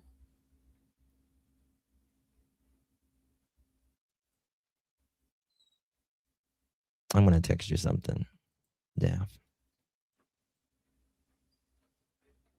breaking up on me a little, but no, I don't believe they wandered into the woods, not for a second. I believe the kids were alive when they left Lansdowne. Right. Sorry, can you repeat that? I believe the kids were alive when they left Lansdowne. Okay. I'll get back. I'm going to come back to that. So I want to talk about the living situation at the property where the children disappeared. Okay. Mm-hmm. It was not good. At the time Jack and Lily were reported missing, there were several adults connected to that household. We had Malaya Brooks Murray, the mom. We had Daniel Martell, stepdad, Malaya's partner. We also had Janie McKenzie, Daniel Martell's mother, who is the step-grandmother to the children who live on the RV on the same property, correct? Yep. Okay. When the investigators look at cases involving missing children. They often examine the actions and timelines of every adult present. From your perspective, how significant is it that multiple adults were living on the property at the time? And do you believe the investigators have been able to establish a clear timeline for everyone? No, I don't believe they established a clear timeline at all. Their timeline is based on 3 people being on the property: Daniel Martell, Annie McKenzie, and Malaya Brooks Murray. I believe there was more than 3 people on that property that morning. Sorry? I believe there was more than 3 people on that property that morning, and I believe that's what blows their timeline all to hell. Boy, that's interesting. That part's very interesting there. I believe there's more than 3 people on that property that morning, and that blows their timeline all to hell. Now, why does he think that? Why? Exactly. Why? Mm-hmm. Are there any reports of neglect, abuse before D came into the picture? Not that I'm aware of. No, not that I'm aware of. That's very interesting, Daphne. Mm-hmm. Okay. Yeah, I believe there was somebody else showed up on that property. By the way, I believe Janie McKenzie is totally innocent. Okay. Now, why? Why do you believe she's totally innocent? Were you there? Well, not only that, why does he if this is happening Friday night, Thursday night into Friday morning, why is he how could Janie would have had to heard more than, if there's more than fucking 3 people on the property? Come on now. Mm-hmm. And who is this third person? Yeah, if Hayden was there, think about it. How did Hayden, if he was there, how did he get back to Patty's house, right? And bring her back to search, right? Remember, they got there around what, like 12:30 or 1 o'clock? I don't have the exact time. But if he was there, right, at 10:27, 10:30, whatever, when this happened, when they said that he was out there with the t-shirt and all this stuff, right? How did he leave there, go get Patty, and then come back that quickly? He had to been hauling ass, right? I just don't see that. And What about old brother why? Justin? Yeah.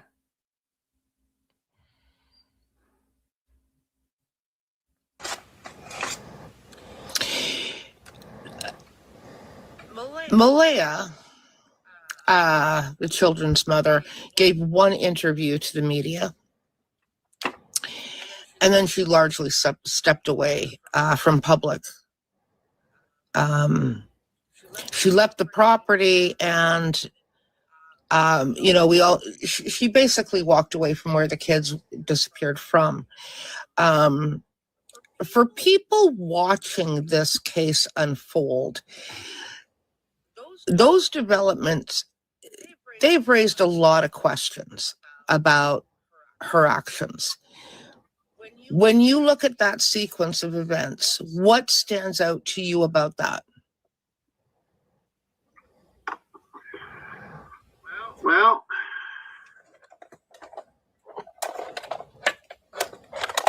through proven testimony, Malaya, the police asked Malaya if she felt safe on the property. Meadow was getting upset because there was too much action, too much activity landed too quick. The helicopters landed very quick, cops, dogs. It was quite a lot of activity around. Meadow was. How does he know Meadow was upset? He wasn't even there. Suggested that maybe. Somebody suggested, the CPS, the police suggested. she's not allowed on the property because 2 kids just went missing. What is he talking about? Oh shit! What I do? What is he? He's freaking mental. It's just so much fucking nonsense. Well, I think he knows No, I'm more. not going to calm down. It's bullshit. It's bull. It's Like Justin said at the definitely bullshit. beginning. It's All these definitely adults bullshit. relying on a 4 and a 6-year-old All of them. child. Every single one of them. Every single one. Meadow, Would he you? moved out of there because she was getting too upset. That everything was upsetting her. Logan, Daniel's cousin, offered to take Meadow, and that was sort of arranged for a few minutes. Then the police asked Malaya, now Malaya, do you want to leave here, or do you feel safe here and everything? Now this is verified by a lot more than a few people. Right at that point, Malaya wrapped her arms around Daniel's neck. Oh, I just Belinda put Anita said Cindy traded in her car. I believe both H and his girlfriend lived with Patty at the time, but who's to say they slept at? Yeah. Hold on, what?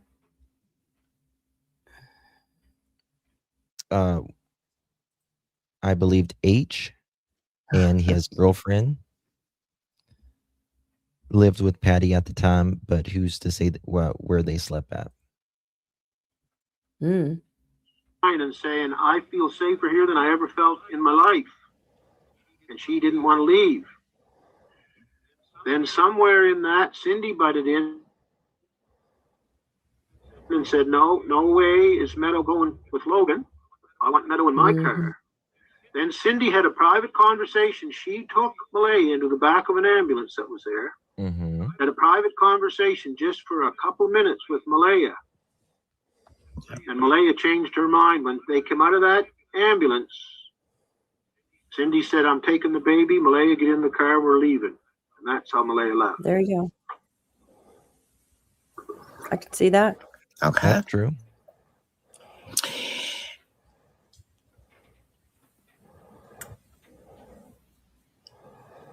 Daniel Martell has publicly denied doing any wrongdoing. And like anyone, he's entitled, obviously, to a presumption of innocence. But his name continues to get brought up in conversations. You've just talked about him, in fact, yourself, quite at length. From your perspective, do you believe investigators have fully explored every possibility involving all the adults present? I lost you in the last half of that. I think I got your question. Okay. From your perspective, do you believe the investigators have fully explored every possibility involving the adults that were present when the children went missing? I believe the cops know exactly what happened. I believe they know everything that happened, and I believe they've known it for months. What do you? At least 4 months. I believe they know exactly what happened. Why do you say that? I was privy, put it this way, to a phone conversation where I was having trouble. I was getting threatened by the cops for not giving them information and impeding an investigation. You were really? No. He was trying to get information from them. Remember, it's in the new documents. He was trying to get information. He was cussing at them, all of that. And we said, I'm surprised he hasn't been charged for impeding an investigation. Yep.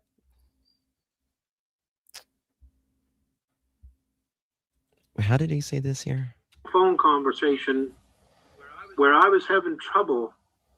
I was getting threatened by the cops for not giving them information and impeding an investigation. Okay, let's just say this, Durwood. If you know information and you weren't giving it to them, that is impeding an investigation. That is the definition of impeding an investigation. You have information and you wasn't giving it to them. You are a piece of garbage, sir. I agree. I think the Mounties know everything as well, but they got to I have do too. probable cause. They got to have, or not probable. You know what I mean? They got to have evidence, tough evidence. You're not giving them information. At the same time, they were threatening me that I might be giving them false information. Well, you've lied. So the investigator's name at that time, the lead investigator's name was Jordan McIntyre. Him and I never got along at all, which is okay.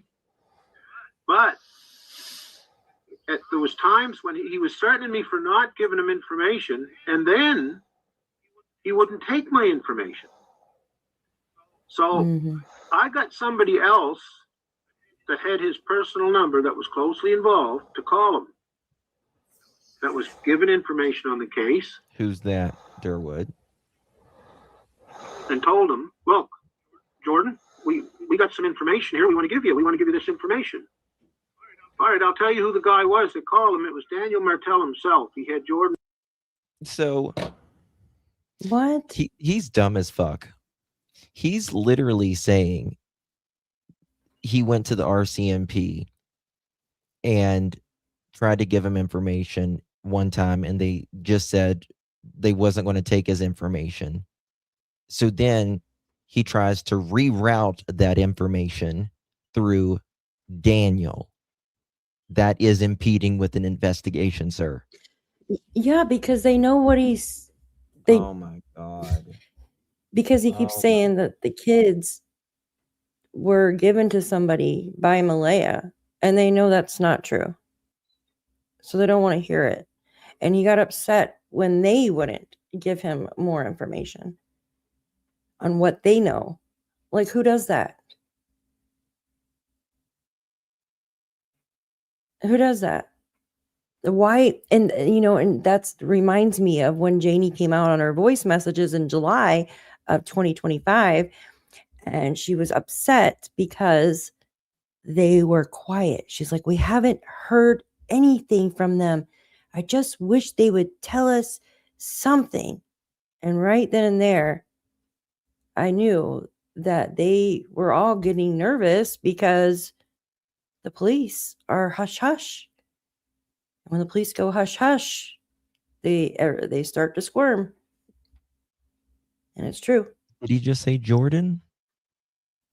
Yeah, but the guy he's talking about, his name is Jordan as well. Okay, hold on. Let me see here. RCMP, yeah. Oh, it's cold. Well, Jordan, we got some information here we want to give you. We want to give you this information. Okay. All right, I'll tell you who the guy was that called him. It was Daniel Martell himself. He had Jordan McIntyre's personal phone number. Now, at this point, Jordan McIntyre never knew that I was there. There was 3 of us there. And before Jordan McIntyre... So he's talking with Daniel. Hold on. Daniel's talking to the RCMP while Durwood is there. Like over a speakerphone or something, because he said I was there. Yeah, 3 of us was there. Phone number. Now, at this point, Jordan McIntyre never knew that I was there. There was 3 of us there.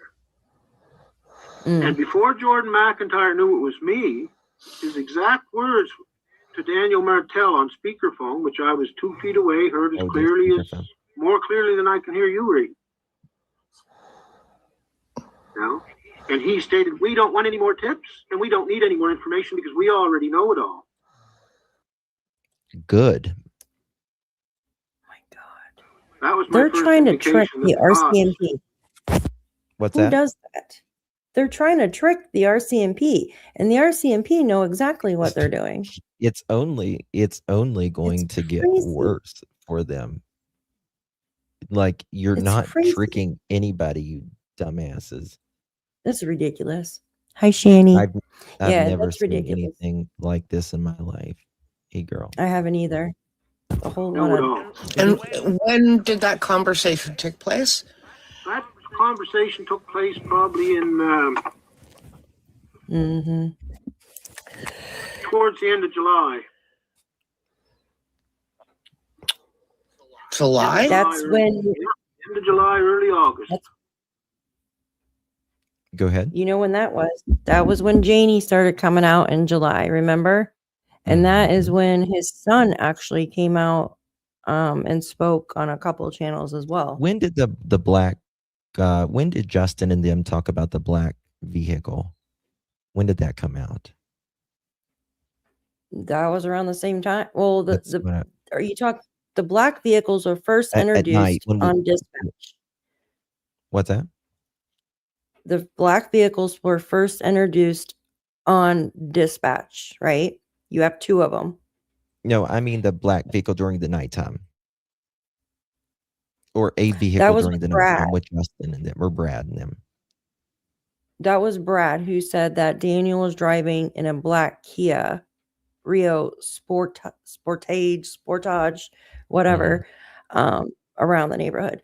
And he said it was a hatchback, right? Mhm. Yeah. A bunch of black cars. There's something going on here. Black vehicles. Mhm. Yeah, the one that Durwood sold in July. Isn't that interesting? Yeah, it is interesting. Yeah. Why everything is happening in July. And This was sold I in looked up July. on Google Trends in that area in July. And I didn't think much of it, but there was like 100 searches for hiding kids in July of 2025, which I thought was weird. Who Googles that shit? I don't know. Hide kids in July. This was not Janie's car. No. No, Janie drove a Yeah. bluish light. Yeah, this is someone really close. This is either Durwood or Jordan or whatever. I know it is. We just let him talk. Let him talk. Don't block him forever. If they're in Daphne's or mine, I can't remember which one they're in. But there's someone. There's someone. Yeah. Just let him talk. Yes, Oh. Durwood is a piece of garbage. Garbage. Garbage. Anybody that lies on children or makes Yes. up shit, tries to intervene in an investigation is shit. Yes. Sorry, but it's true, in my opinion. Yes. It is childish. Yeah. You're lying on a 4 and a 6-year-old who are missing, who never done anything to anybody other than live like anybody else, has the right to and have a good childhood and not have fucking black eyes underneath them, and deserves a clean, decent home without all of the shit in the air. Yeah, kiss my ass if you support that. Kiss it. Pucker up. I wouldn't even talk And boy, to did we ever someone fight about that. like that. Like The to only Daniel thing- and Janie. The only thing that And- gets me pissed off in life is someone who harms kids, animals, someone who like is mentally, physically handicapped that cannot defend themselves. Those are the people that I can't stand. Can't Yep. stand them. Because you are the lowest of low. And if you support someone lying, easily provable on a lot of things that he has lied, then we're just different people. Just really are. Can't say it any other way. Anybody with morals wouldn't have anything to do with people like that. I mean, it's And how are you just the going to way defend them? How are you going to defend them knowing that they starved these children, right?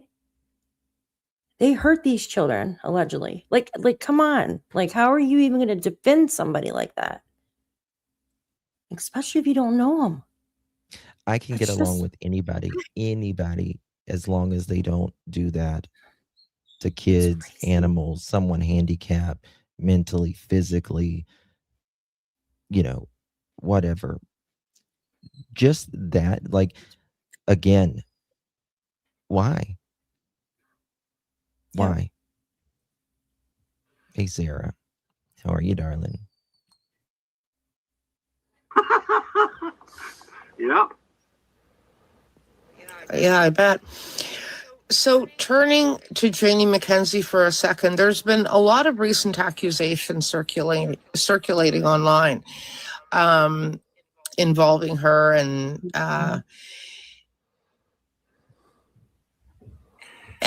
there's a lot of public discussion, videos, the whole night. We've discussed some of them. But because of the claims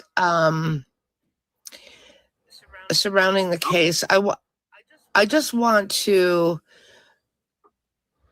like, what have you heard? You were saying earlier that Janie McKenzie is innocent of everything, right? Yep. I thoroughly believe she is. Yep. Do you believe that she has any knowledge of anything?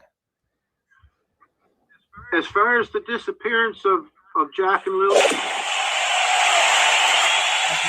Oh, what was that? Thank you very much for the gifts. I just wanted to reiterate, please don't send gifts at all until appreciate them. Gifting. What disappearance? You do not believe that Janie has any information or knowledge of any kind. you blanked out the last part of your sentence there. Could you repeat, please? Sure. Regarding Janie McKenzie, were you saying that you do not believe she has any information or knowledge about the children disappearing? Not a bit. A bullshit? Not a bit. You cannot be on that property and more than 3 people be on that property, Durwood, like you just said, and someone not know. You cannot. It's sorry. it's Janie's stupidity dog at this barks point. at everything. Not to mention, she didn't go to freaking town that day, and she usually tells Malaya when her kids are outside because, she doesn't get up to watch her kids. So Janie has to call her or text her to let her know that the kids are outside. So she didn't do that day either. Is it just all a big coincidence, or are we all just, Oh, it's all a big coincidence that they heard the kids, enough ridiculous? to know, but they were all, Mm, going in and out of sleep, dozing off at just the right times. Each of them are just dozing off at the right times when Malaya and Daniel was in the house, dozing, mhm, waking up just to know that they were laughing and giggling, but then going asleep whenever they, got outside of the house. And then Yeah. Janie was able to at least hear them outside, but then dozing off, at them leaving the yard or someone Mhm. taking them or whatever. It's the biggest buffoonery I have ever It seen. is. It is the biggest buffoonery I've ever seen either. It's crazy. Like, they're not even trying. It's just nuts. Why would she need a ride to town with her brother when she has her own vehicle? Yeah, there you go. Good question. Good question. For some reason, they went every Friday, but that Friday they didn't go. Yeah. Yeah. And Daniel said, thank God she didn't go. Otherwise, she wouldn't have been able to hear the kids. And that's how you know I'm innocent. Or I have So nothing to stupid. do with that. So he said, Mom has the golden standard timeline. So dumb. Sorry, but it's just bullshit. no, it's dumb as All hell. right. So you and I have spoken several times.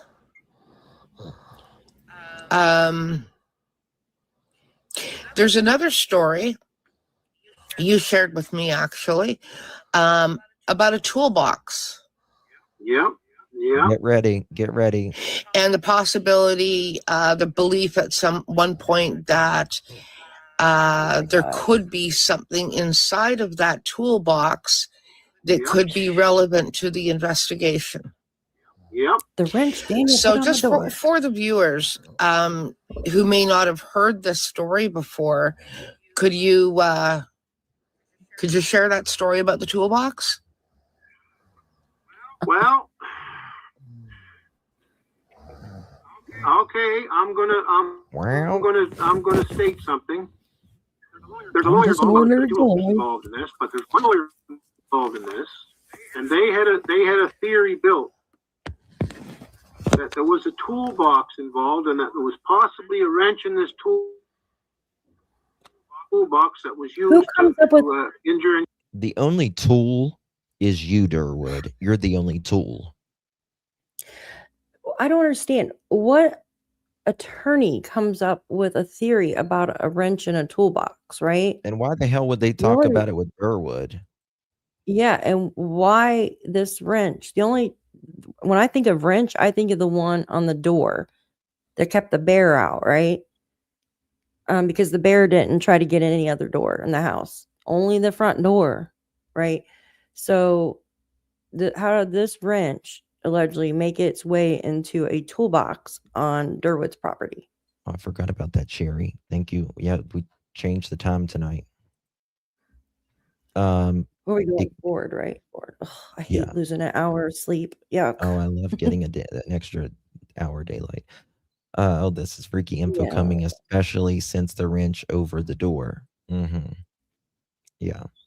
The wrench over the door never made sense until he got charged with what is it?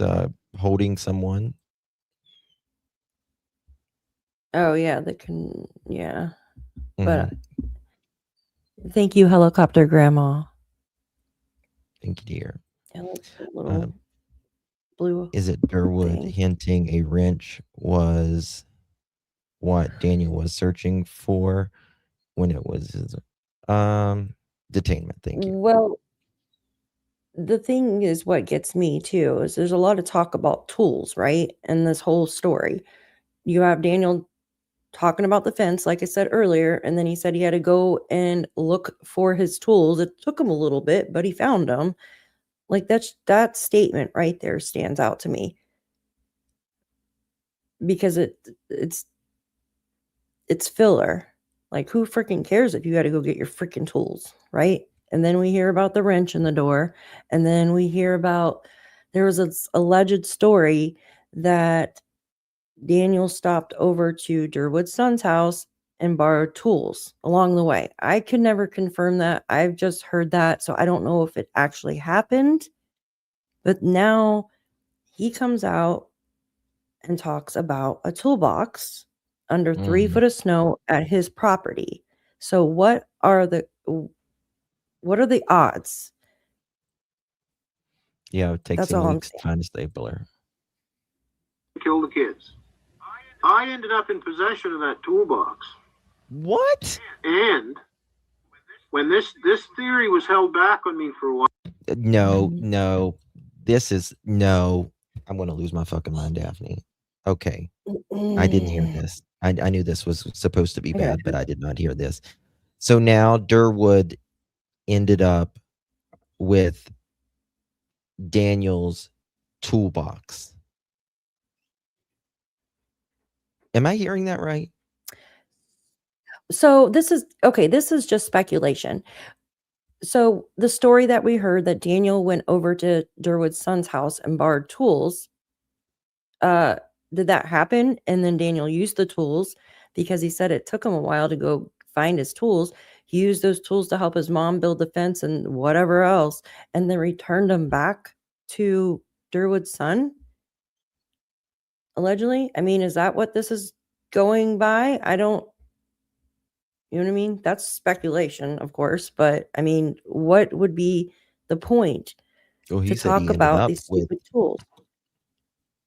Well, like I don't understand I don't understand about the tool thing. Why is there so much talk about the tool thing?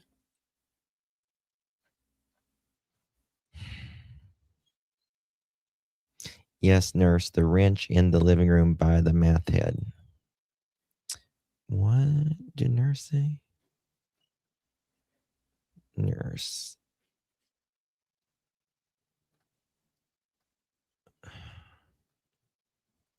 Wild Angel, you're in the phone one, hun. That's why. You're in the vertical chat.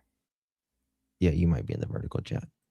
That's why. Mhm. Well, because the lawyer was actually fishing me for information, and I knew it, but that was all right. I don't mind that, because if I believe if you're telling the truth, well, it's not going to hurt you. Tell the truth. So I was telling this lawyer the truth and passing information back and forth, and the lawyer told me some things that, as far as I'm concerned, the lawyer shouldn't have been saying. But anyway, that's all right. Confidential information it was supposed to be. So this theory got presented that this toolbox was used. There was a tool in this toolbox used to kill those kids. So I asked the lawyer, oh my God. This is I did not hear crazy. that. I did not hear that. Who's lawyer? How would a lawyer know about this? Exactly. Like, I don't understand. And why would they tell Durwood? Yeah, that just doesn't.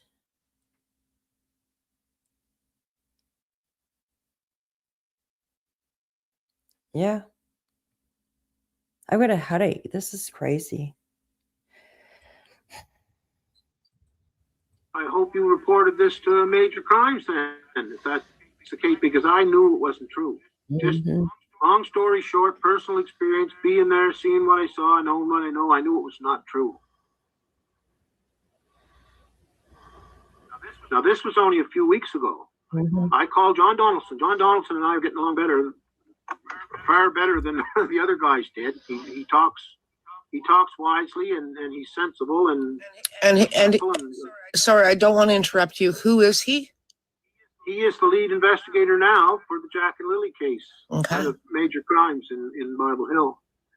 And so I said, I'm going to nip this. I asked the lawyer if this was presented to the cops as a tip, if this information, and they said no. And why do you keep calling the major crimes and keep trying to say things, Durwood? I said, why? You're a lawyer. Why in the hell would you not tell the cops this then? And believe it or not, her theory partly involved me. And that's why I knew it was bullshit. So that's all right. I said, I'm going to squash this right here. Whose theory? Who's her? Who's her? I guess a lawyer then. Her theory partly involved me. And that's why I knew it was bullshit. So that's all right. I said, I'm going to squash this right here. So I called John Donaldson. I said, John, I got a lawyer. I said, presenting this theory to me. And I told him the name. He was surprised. He said, you're not going to name that lawyer. I certainly am. I said, here's the name. Did you go borrow some tools, Daniel? Did you go borrow some tools? Is that why it took you a little while to find your tools, Daniel, that you're talking about? Is that what it is? Right. I said, here's exactly everything they're saying. And I said, I have that toolbox in my possession. I know exactly where it is. I said, now, do you want it? Because it's under about 3 feet of snow right now. And I said, if you want it, I'll put a pair of gloves on and dig it out for you so that I don't, if there is evidence in it, like if there is, what do you call it, blood or anything like that, DNA in it, I don't want to interfere with it. So I'll make sure I put gloves. If you want me to do that, I said, or if you don't, you come here. And I said, you and I'll go and I'll help you take it out, get it out from Snowbank, and I want you to have it. Now, do you know what he said to me? What? He said, don't bother. I said, why? He said, I know that's all bullshit anyway. They're not going to tell you that. Anyway. They're not going to tell So I you still got the anything like toolbox. that. Toolbox is still under about 3. They're not going to tell you anything like that, but you might make that up saying, oh, nothing. We don't need that. We don't need that, as to set a narrative out to the public. Know. And that's another reason amongst 20 of them that I know these police. They know what happened. And they know what happened, and picking up you're evidence leaking piece like by a piece sieve to and prove what talking. happened. And that's why I believe there's a lot.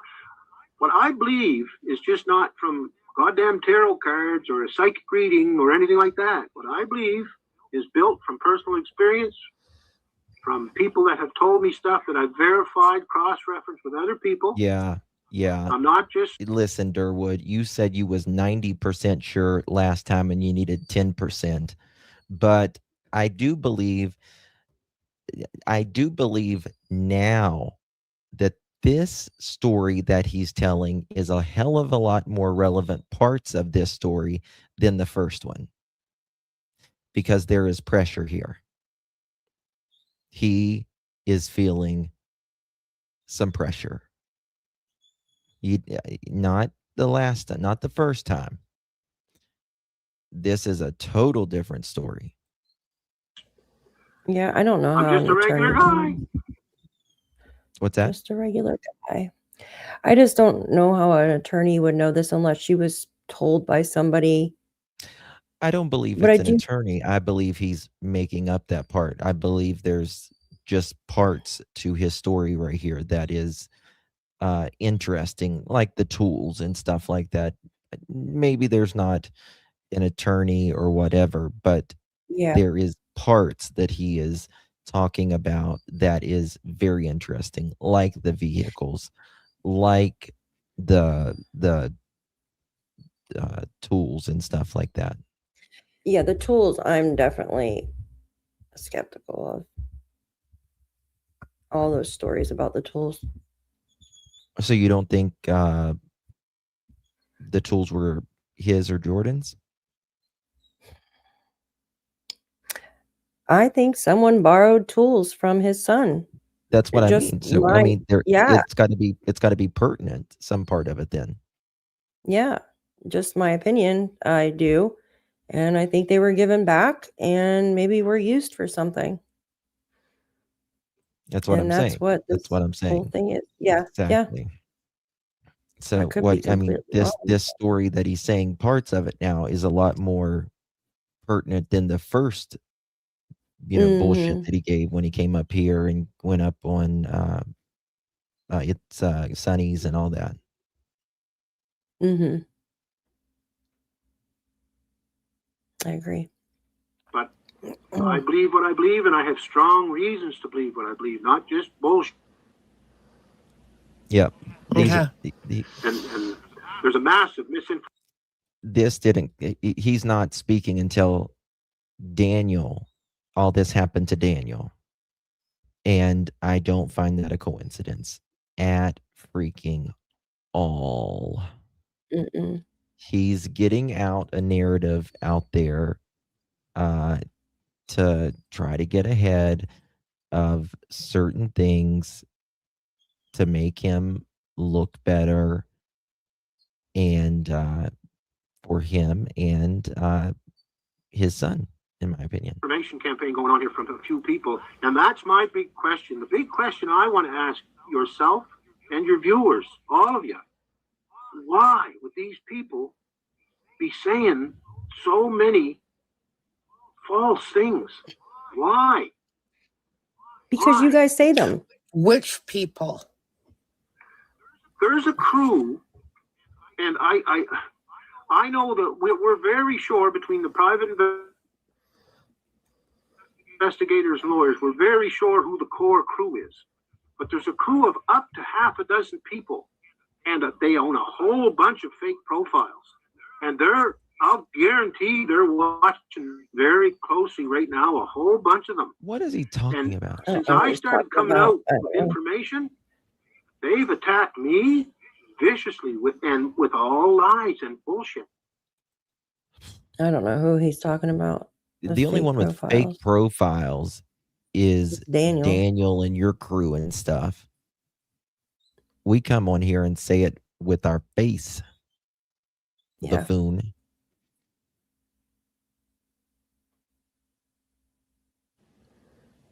And anybody who's helped me, there's been a few people that stepped into this, that when I started talking, that never started believing me, but some of them actually tried to disprove what I was saying. Couldn't do it. And then came online with me to keep proving what I was saying. And they've been viciously attacked with lies. And these people that are doing this, they're internet sharp. I'm a computer dinosaur. But this little group that's doing this, they're sharp. They're good at AI. They're good at they're good at really manufacturing bullshit, and that's making it very hard to distinguish the truth from a lie. And one problem with people getting information is there's some of these people are using false profiles and people that are lying as their sources, and it's making a mess of everything. Oh, one thing I want to slip. And this is the thing. He's talking a lot about Facebook here, apparently. Most time in these groups and stuff like that, you can even go under anonymously. So, I mean, Daniel's the only one that we have known to proven to make a fake profile. Which I'm sure they're all making these fake profiles. Like, what's the point? Like, what, you know what I mean? The only thing I could think of when people try to... Well, I mean, I think that, I think he's talking about these fake profiles because I think him and his group are making fake profiles and putting out bullshit, and he's trying to get ahead of it. You know, look here, not here. Mm-hmm. In here to make sure, to clear something up. Yeah. Just like Daniel did. There's a girl named Anita Maxwell that's given a lot of information in this.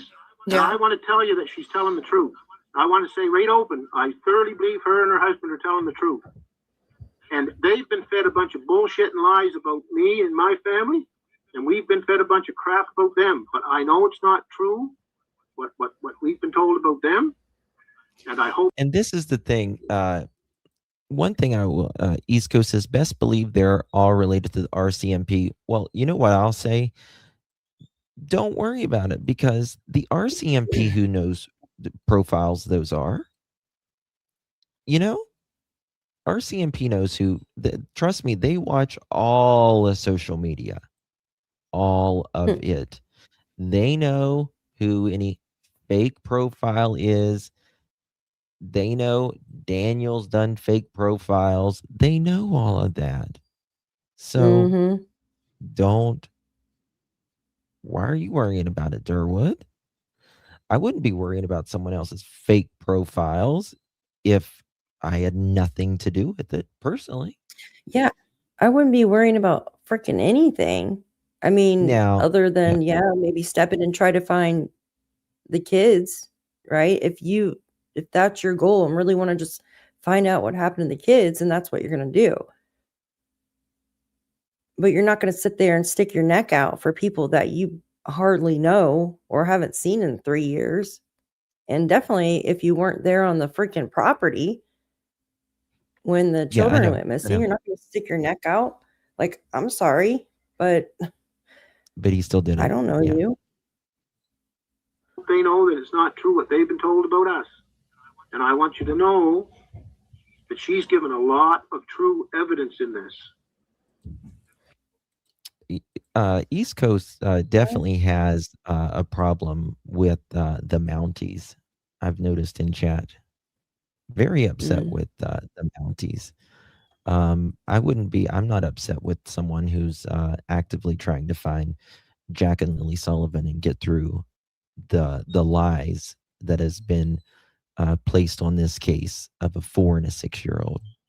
I don't know why, just like Mr. Durwood, Daphne, is he was so mad at the Mounties, the RCMP, all of that, Mhm. fussing them, saying all just crazy things. Mm. Yeah. Yeah.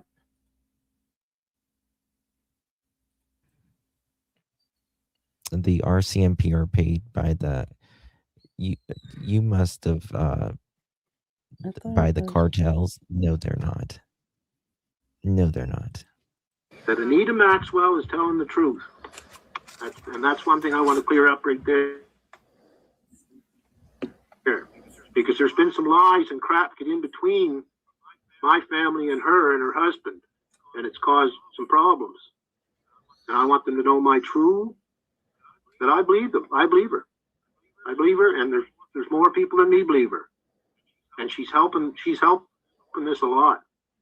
She's telling the truth, and her husband, Jamie's telling the truth. Helicopter. Is there a gag order on things that she has said by the RCMP? No. That you know of? A gag order for I who? don't know if it's a gag order or not. I was told by a lawyer that she was asked to stop talking, but she hasn't. And I don't know everything she's saying. I've only gotten bits and pieces of it. And like I said, I can't take everything for the truth because there's so much crap around. But that woman's telling the truth. All right.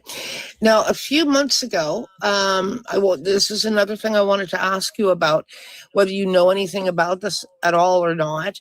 And if you don't, that's fine. You may not have heard about this, but I'm sure you have because it comes from your area. A few months ago, myself, along with, I think, a couple of other creators, I'm sure, received an anonymous email. And that anonymous email in it seemingly was kind of like a witness statement almost. I don't know where it came from because it was sent by an anonymous source, but it appeared like it was a statement that was provided by a witness that came along. I believe it was Lansdowne Road, I believe. I can't recall right now, but I should have actually had it out in front of me. But anyway, on the day that children went missing, going back to May 2nd, 2025, in the morning, after the children were reported missing, there was a search going on. And people were coming along, I believe it was Lansdowne Road, and saw a couple of vehicles parked at the side of the road. And I want to see how he responds to this. They also saw somebody coming up from a ditch, getting into that vehicle, into one of those vehicles. This is a good question. Do you know anything about this at all?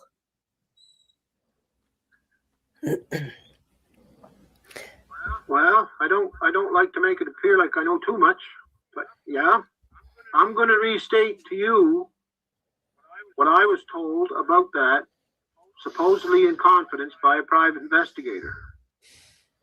The private investigator wants to get this information out right now and has given me permission. We talked about this earlier today, me and this private investigator.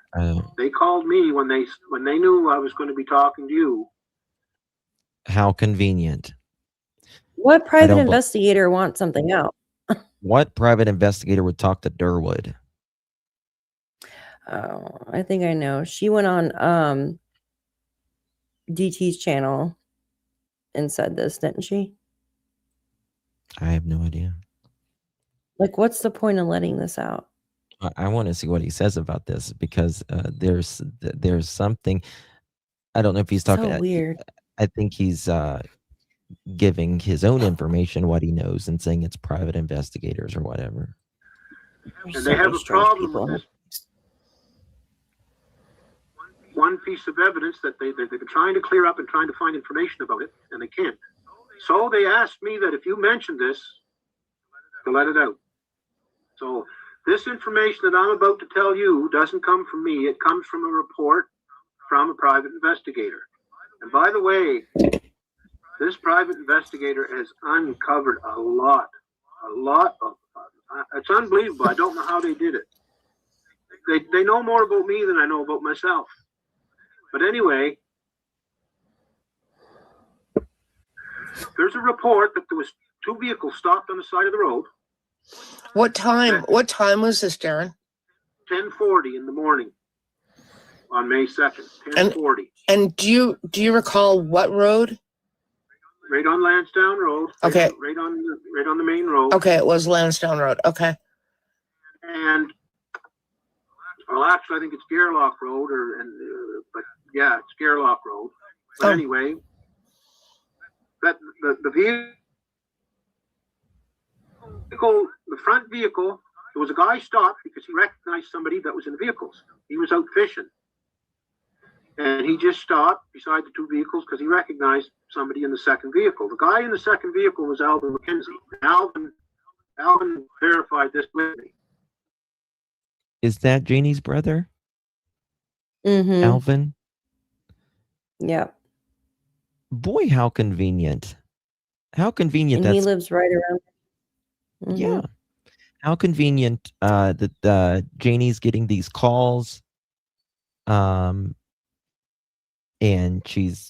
all of this is going on. And now it's Daniel's family just happens to be out there. Mhm. Hmm. Well, no, he mentions Hayden too. But the thing is, if this was around 11 o'clock, then how did Hayden have enough time to go pick up Patty and be back at 12:45, 1 o'clock, right? Who picked To up search Patty? for Jack and Lily. Hayden. Patty Hayden. rode with Hayden which is Malaya's stepbrother or half brother, to Jack and Lily's house, which is an hour away. The day the kids went missing? Yes. So this is the day the kids went missing. He said it was around 11 o'clock, 10:47 or something like that, right?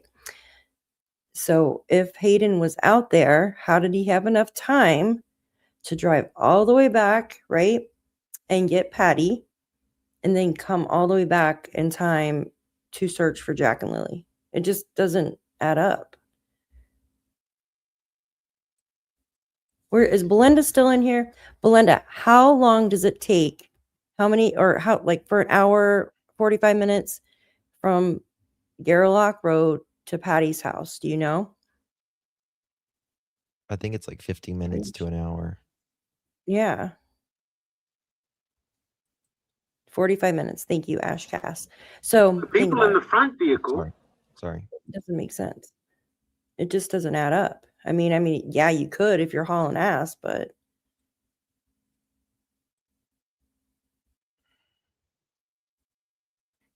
We're not sure who the driver was. But no. Wait a second. No. Because Patty. Okay, wait a second. Patty called in the documents Cindy that morning. Yes. Cindy missed the call. Because she was out at the barn with the horses. Yes. And Cindy got there about 1 or 1:30 in the East afternoon. Coast, then go somewhere else. You don't have to be here listening. Bye. Dang. Yeah. I mean, we've let you speak your opinion, East Coast. I mean, probably should have blocked you a long time ago. It's clear that you are one I'm of just rambling. Yeah.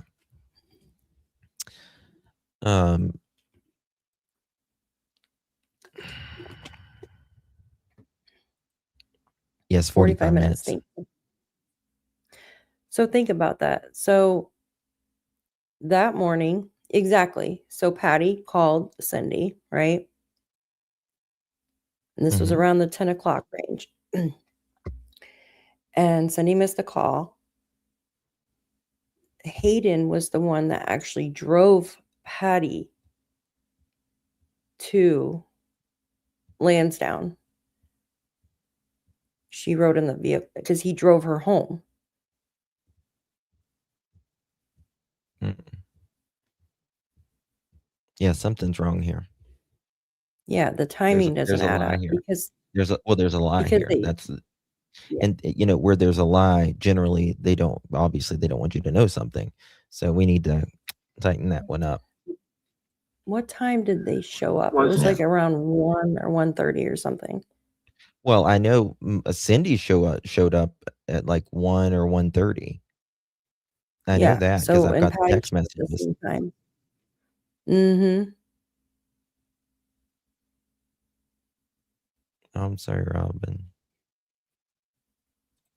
Was Hayden, Malaya's brother. Oh. The people in the front vehicle were not sure who the driver was. Yeah. Was Hayden. First of all, why is there two vehicles like in front of each other in Lansdowne Station, just like pulled off of a road here? Mhm. And one of them is Daniel's family.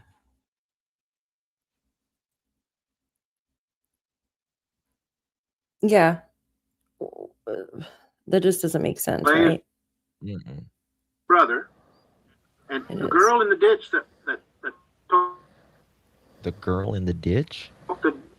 the shirt up out of the ditch was a girl named Emily Ogley, Hayden's girlfriend. Okay, The- sorry, Darren, you broke up there. Could you repeat that a little bit from, you said that Alvin McKenzie, after Alvin McKenzie, could you repeat that a little bit? Alvin McKenzie was in the second vehicle that was parked in behind the first vehicle. The people in the first vehicle was Hayden, that's Malaya's brother, and his girlfriend was out of the vehicle, coming up out of the ditch with a shirt. And apparently there was another shirt down in the ditch, and then there was some rags or something hanging in the tree. See, I heard it was Jenna Jowdry that was there. This is amazing that he's saying Hayden was there at 10:40 Mm-hmm. in the morning.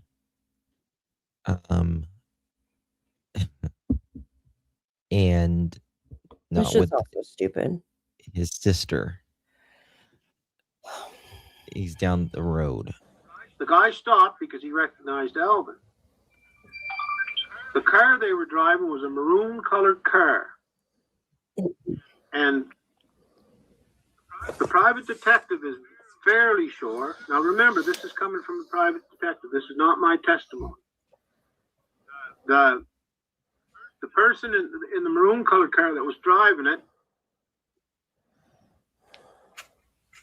they believed to be Justin Martell.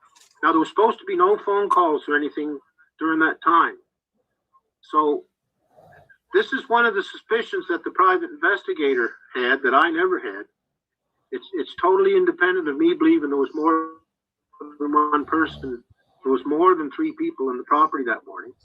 So it's independent of what I believe. It's independent testimony from me. But the private detective believes that there's a good possibility that maroon car was owned by Cindy.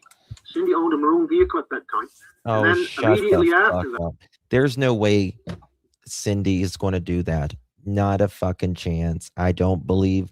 Listen, I think Cindy babied Malaya and all of that shit, but I don't believe Cindy had absolutely shit to do with taking Mm-hmm. the kids or anything like that. Number one. Number two, Daniel. It's very interesting that Daniel has always pushed for Cindy. Cindy. Yep. No. No. Not a chance. Not a chance. So it makes me look at Daniel's family that much more. Yep. And exactly. The families don't even care for each other. Exactly, Nope. Mohawk. Exactly. The maroon vehicle got traded in for a newer vehicle, and the private detective traced it and found that just suspiciously, they're suspicious, and I don't know how they found this out, and that the vehicle was traded in so fast that there was still like personal stuff inside the vehicle. So the private detective is Yes. very suspicious I do. I can look for it. that there was more people there that night than just the three people, than just Janie, Malaya, and Daniel. So that's what I was told, and the private detective is wanting anybody. What they're doing is asking me to put that out there. If it was mentioned, to put it out there, because anybody knowing any information about that, and they asked me to contact Alvin McKenzie and ask him again about that, because I talked to Alvin about that, and he verified he was there. He verified who was in the vehicle in front of him, but I never asked him if it was Justin Martell or not, and I never asked him whose vehicle it was. Okay. So I don't really want to bother Alvin. I don't want to bother the McKenzies because I believe they're under a lot of pressure. Mm-hmm. And I mean, I've known them for a long time, and I find the McKenzies decent people. Apart from what everybody's saying about them, most of them are decent, hard-working people. Okay. And most of the McKenzies are not very happy about those kids missing. I'll tell you that. So that's what I know about your question. That's all I know about that questionnaire, is what I was told by a private detective, and that's what I was told to bring out. So, Interesting. Okay. Well, that's interesting. All right. So the other thing I wanted to ask you about too was, you know, and it's quite common that when someone like yourself speaks publicly about a high profile case and turns, the attention turns inward on them, right? And individuals online have gone as far as suggesting that you may have had somehow something connected to what happened to Jack and Lilly. Those are serious accusations. And what's your response to people who have made those claims? Okay, before we get to that, I want to just show you guys this right here. Here is Cindy. I've got she missed the call from Malaya at 11:33 in the morning, right? Up here it says May 2nd at 11:33 missed. Okay. And then at 12:01, Malaya text park on the side of the road. Okay. 12:01, I'm on my way now. Malaya says, okay. 12:08, there's a video call that lasts 2 minutes and 31 seconds. And this is Cindy saying, send Amber Alert. Tell the police to send out an Amber Alert. That was 12:24, and she's still not there at 12:24. Still driving, yeah. She probably wasn't even on the road when she did the video call. Because how is she going to do a video call while she's driving unless somebody else is driving, I guess, right? But, yeah, so she got there around between 1 and 1:30, same as Patty.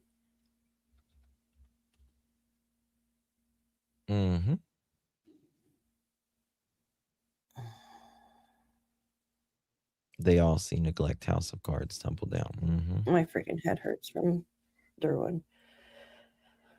How much longer do we have on here? Well, lately we'll do about maybe 10, 15 more minutes. And from what I'm hearing, and it's secondhand stuff, which I can hardly believe, is members of my own family are even lying.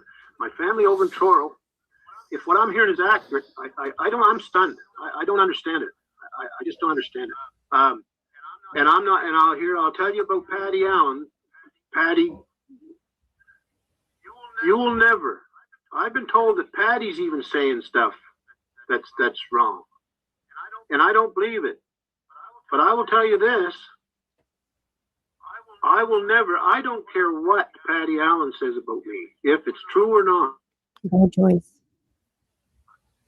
If it comes from some kind of dementia that she's having problems with, she's having serious health problems, has had for quite a while. I don't care what Patty Allen says. I will never say a bad word about Patty Allen. Never. She can say whatever she wants about me. And because I know Patty and I have had a life that's close and true.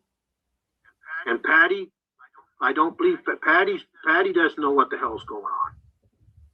Patty's at a loss. And Patty's wish is to see those kids again before she passes away, and that's what I want.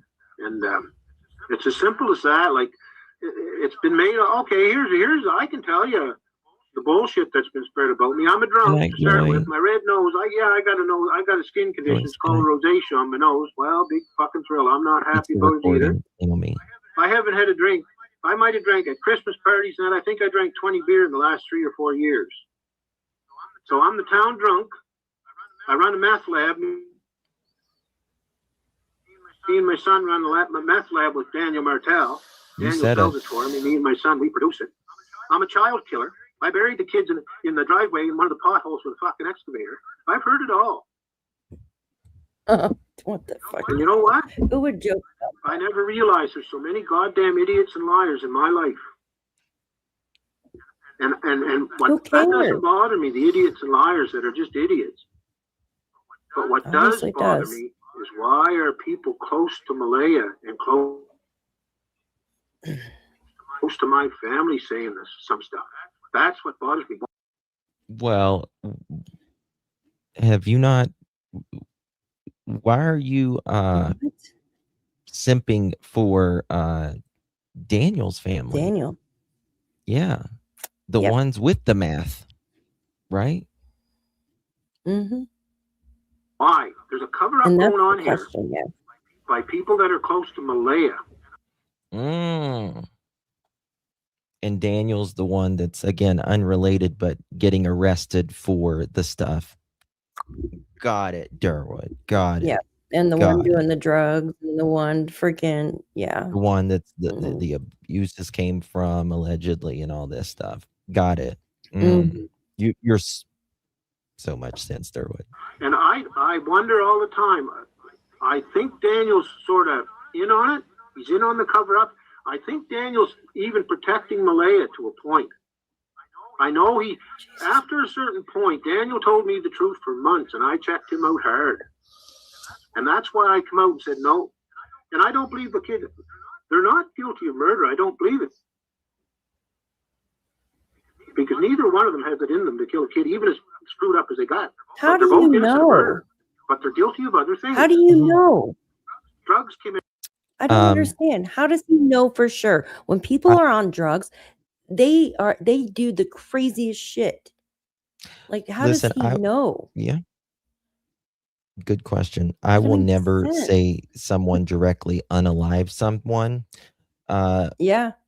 But what I will say is, when there is kids living in a crack house and they are missing 40 some days of school, and they are showing up with bruises under their eyes and bruises everywhere else, and there is all kinds of stuff going in the home,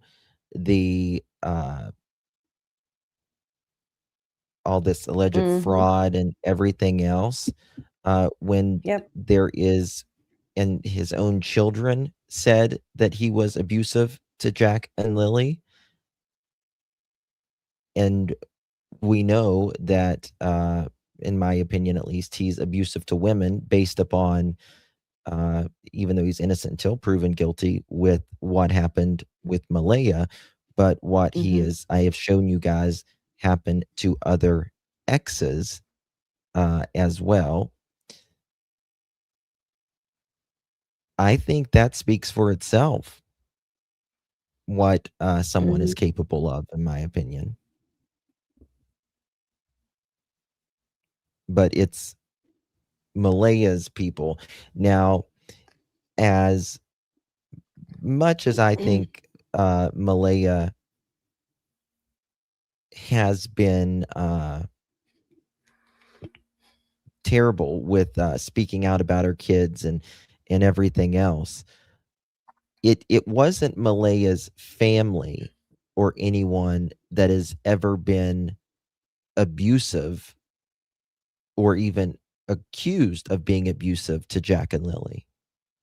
It happened whenever they moved at Lansdowne. Good night, Cal. Yeah, exactly. It started when they moved there. Right, Cal. Yep.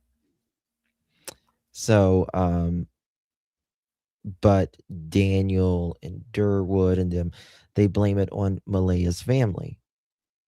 Yeah. Again, I think Malaya was Yeah. neglectful and all of this stuff, but I Oh, yeah. don't I think think she she's was like at home. this abusive, like as in physical hitting and stuff. Yeah, I as don't think much she as was it the one was. doing that. Yeah. And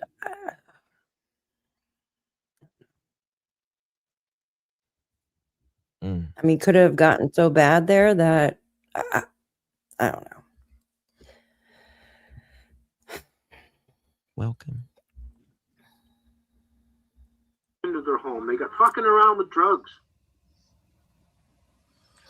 Okay, so And along with the bad drugs came the company of some bad people. That interesting. I agree with that. so let me ask you directly, Darren. Yep. Have you ever had any involvement whatsoever with the disappearance of Lilly and Jack Sullivan? Not, well, of course not. Of course not. Not one bit. I've searched for those children. Thank you, I've Shannon. searched for those children for the Thank first you, Miss month Shannon. after I realized where I started finding information, and then I started believing I knew who had them. I started believing I knew what happened.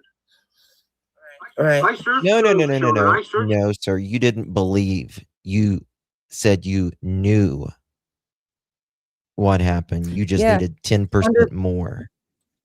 1,000% ironclad. Yes. It's ironclad. Oh my God. For them on the Indian Brook Reservation. From the information I got from good people on the Indian Brook Reservation, I headed from there over to Hammond's Plains. I searched as good as I could Hammond's Plains, which is vast now. I was there years ago, but there's new apartment you never find needle in a haystack. And I searched through Millbrook. I never did any great things. I'm just a regular guy. But I'll tell you this: I burned up one old truck looking for them. And the only reason I want to find them, is well, okay, look at it this way. Say Patty never asked me to help. Say Daniel never got involved with me, came in looking for me and getting me. And then say the rest of them never come after me to help and tell them what I know. Hayden came after me initially to tell them what I know. He says they're all coming to him for help. Whether it's Patty, whether it's Daniel, whether it's this person, whether it's that person, they're all coming to Durwood, Mr. Durwood, for the help, right? Durwood, Holy the one craziness. that is selling, a very similar vehicle to, like, the neighbors say that Daniel was perhaps driving that night. Right, Janie? Right.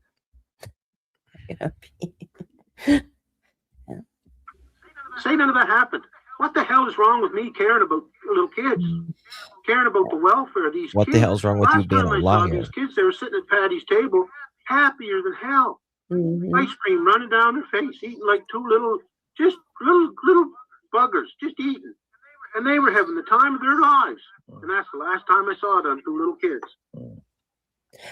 But he said in the beginning here, Daphne, that Patty said he never that wanted to get him a car because Malaya had a a couple kids and they wanted Mm-hmm. them to be safe. But Exactly. Durwood says here, oh, I just want, that's the last time I seen him. Ice cream running down her Yeah. face. Yeah, that's odd when you hadn't seen him before. Thank you, helicopter grandma. Thank you, Thank you, helicopter. dear. Yeah, it just doesn't make sense. But I haven't seen Daniel in 3 years. But yet he lived there. Well, I mean, I guess how long were they living in Lansdowne? For 3 years? Yep, 3 years. Yep. Thank you, crime. I appreciate you, dear. 3 years. So that means if he hadn't seen him in 3 years, he must have seen him at Patty's then.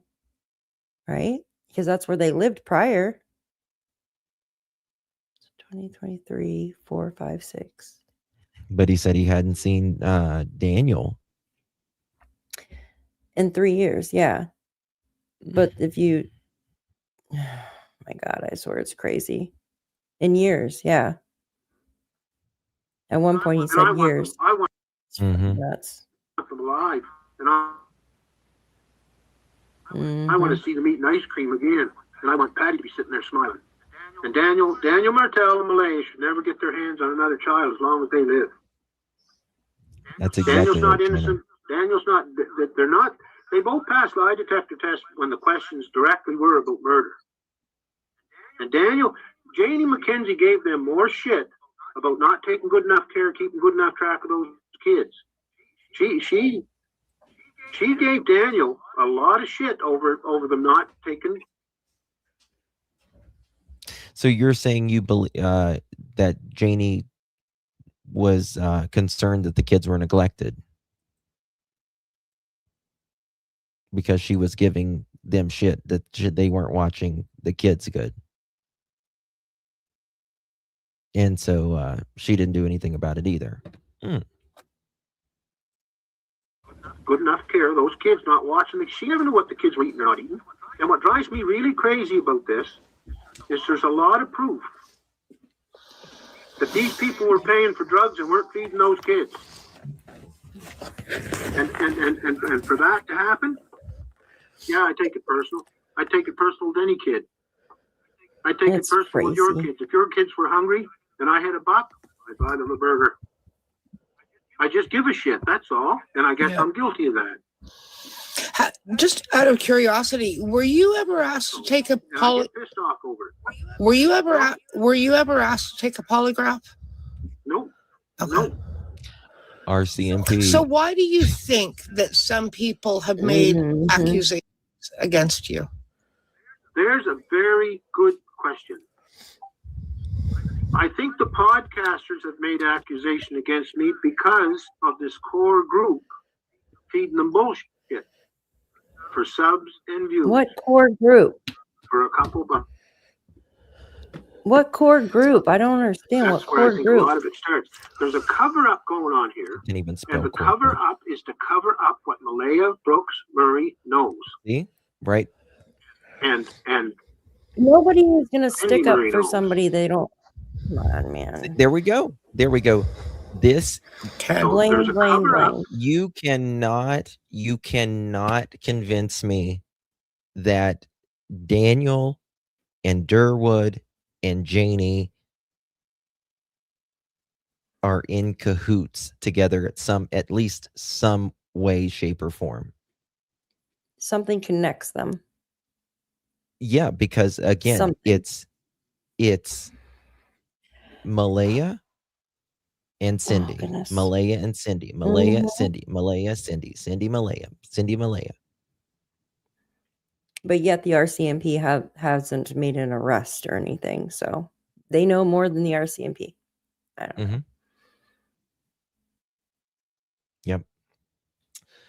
All right, guys. I have a message that I need to say to you guys. I got the message while we were live. Actually, it's very upsetting, to be quite honest with you. If you are the praying, I'm going to try not to get emotional about this. I know I'm like gonna cry because I know what you're If gonna you say. are the praying kind or the good vibes, good energy, please, please, please, please, please, I beg you, our friends, Mr. and Mrs. E, here on this platform. Mm. I've met Mr. and Mrs. E. I've met their beautiful, beautiful, beautiful family. Very honored. They leave a message on their community post. They also texted me just a little bit ago. Friends, the MRI did not come back as we hoped.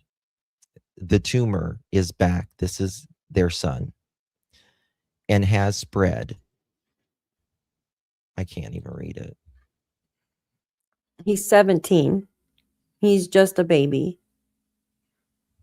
That's just so sad. I just couldn't. The tumor is back and has Mm. spread, and doctors think our time with middle E is limited. Although this is a very difficult prognosis, we will not stop fighting for our son. While medicine may sometimes reach their limits, our faith does not. We believe in a God who still performs miracles, a God who can heal with one touch, one word, and one breath. So we are gathering as a community to do the most powerful thing that we can do, and that is pray.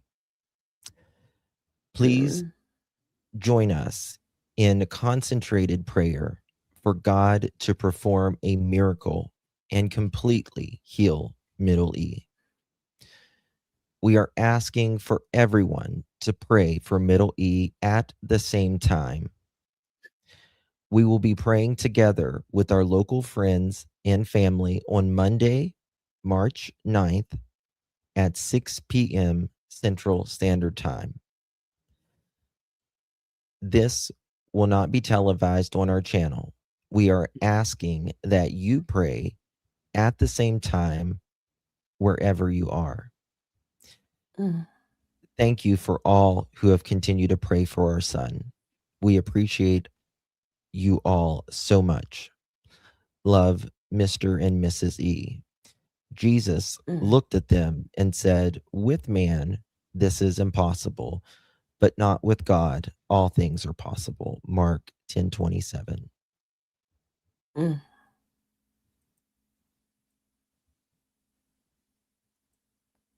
Yeah. Oh my gosh, that hurts my heart. Middle E is such a good young man. And when the day I met him and they were, looking at Remy, my monkey, Mhm. and all, uh, it had not been long since he was diagnosed. And he was going through treatment then. And just a brilliant family. And he was just as peppy and full of,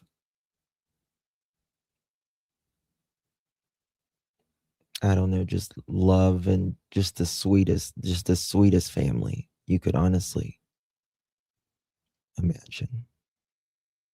No child should have to go through that. It's so devastating. And he's Yeah. probably in his last year of high school. His whole life is ahead 6 of him. p.m. And then 6 p.m. Central Standard Time. So that would be 7 p.m. Eastern, 6 p.m. Central, 5 Mhm. p.m. Is it Mountain? Yes, Mountain would be 2 hours, like Arizona time, right? Let me see here. And then, yeah, West Coast would be 4. It would be No, wait. 6. It's so it's if it's 4. 6 p.m. Central, it would be 7 p.m. Eastern, East Coast. 5 p.m. Mountain, and 4 p.m. No. Yeah, 4 p.m. Pacific. 4 p.m. Pacific, 5 p.m. Mountain, 6 p.m. Central, and 7 Yes. p.m. Eastern. Eastern. There you go. And then 8 p.m. Atlantic.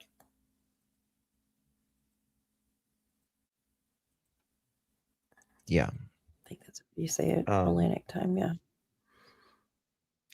Mr. and Mrs. E asked me to ask you guys for prayers.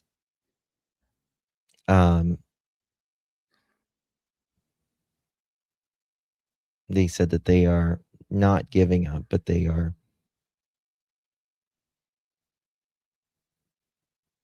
celebrating him, and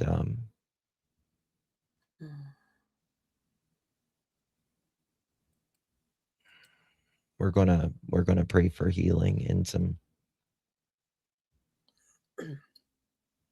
because God can and will do miracles, I believe, with all my heart. Mm-hmm.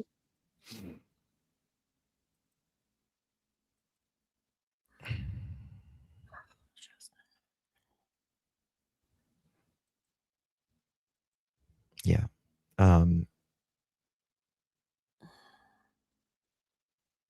We may I don't know, I might do like a members only and do like a prayer with them at that time or something. We'll see. I don't know. I don't want to like televise it, but I want to remind people. Yeah, no, that's understandable. We can Yes, post, Mr. and repost their Mrs. E. post too. Absolutely. Mr. and Mrs. E, they do have a channel, and here I will drop it.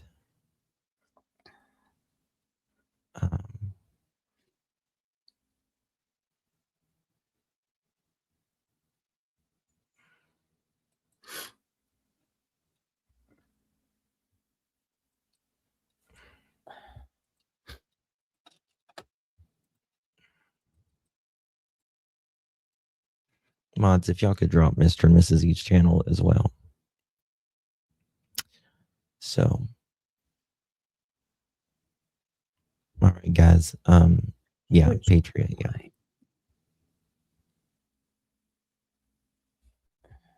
Yeah, thank you, Justin, for having me on. Thank you, my dear. Appreciate you. I'm gonna go take a whole bottle of freaking Advil now. I got a headache. I have such a headache right now. Bless Jack and Lily, and bless Middle E, and bless all of you guys as well. Thank you all so much for being with us.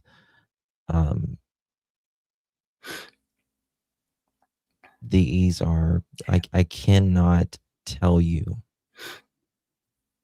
just how freaking wholesome they are as a family. They are as a family. The day we went to the prayer vigil for Sebastian, I went after that. I went out and did some video where where Sebastian was last seen, and all that. Mhm. And the E's called me and they said, "Where you at?" And I said, "Oh, I'm around here and just doing some videos and trying to talk to some people and stuff like that." And they said, "Are you going to the dinner or something?" And I said, "Yeah, I'm probably going to go to the dinner, and but it was like an hour away or something like that." And they said, "Well, can we go? Can we go see Pearl?" And Pearl she was just a little thing at the time, and I met him, and that's when I got to have the privilege to meet the family, Mhm. and they just loved Remy, and it was so nice to meet them and see them, and they're just the best people, the best. And I think this is the second time this family has had so many trials.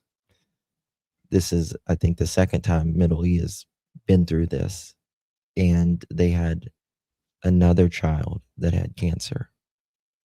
And thank God he's okay now, but um, they've just been through it, and pray. It's devastating. It's just, I can't imagine. Yeah, yeah. So if you I will go just over there can't. and set a reminder on your phone. Again, the prayer Mhm. in one accord is going to be March 9th. Today is the 7th. So today is that's Monday. Yes. Yes, So that's 2 Monday, days from now. 6 p.m. Central. Please set a phone alarm. Yes. Thank you, Miss Belinda. Thank you so much, Thank honey. you. Thank you all. And all that. So we you can support them in any way. I'm sure that not they're asking or anything like that, but become a member or anything on their channel. I'm sure it's all appreciated, but the main thing is just pray. Just pray. Yeah. All right, guys. Much love. Thank you, Daph. Thank you, Justin. Thank you. I'm Appreciate gonna you go guys. send some love over to their channel when I get off here. Yeah, me too. Thanks. Love you guys. Good night. Love you. Have a good night, everybody. Thank you. Good night, Justin. Good night.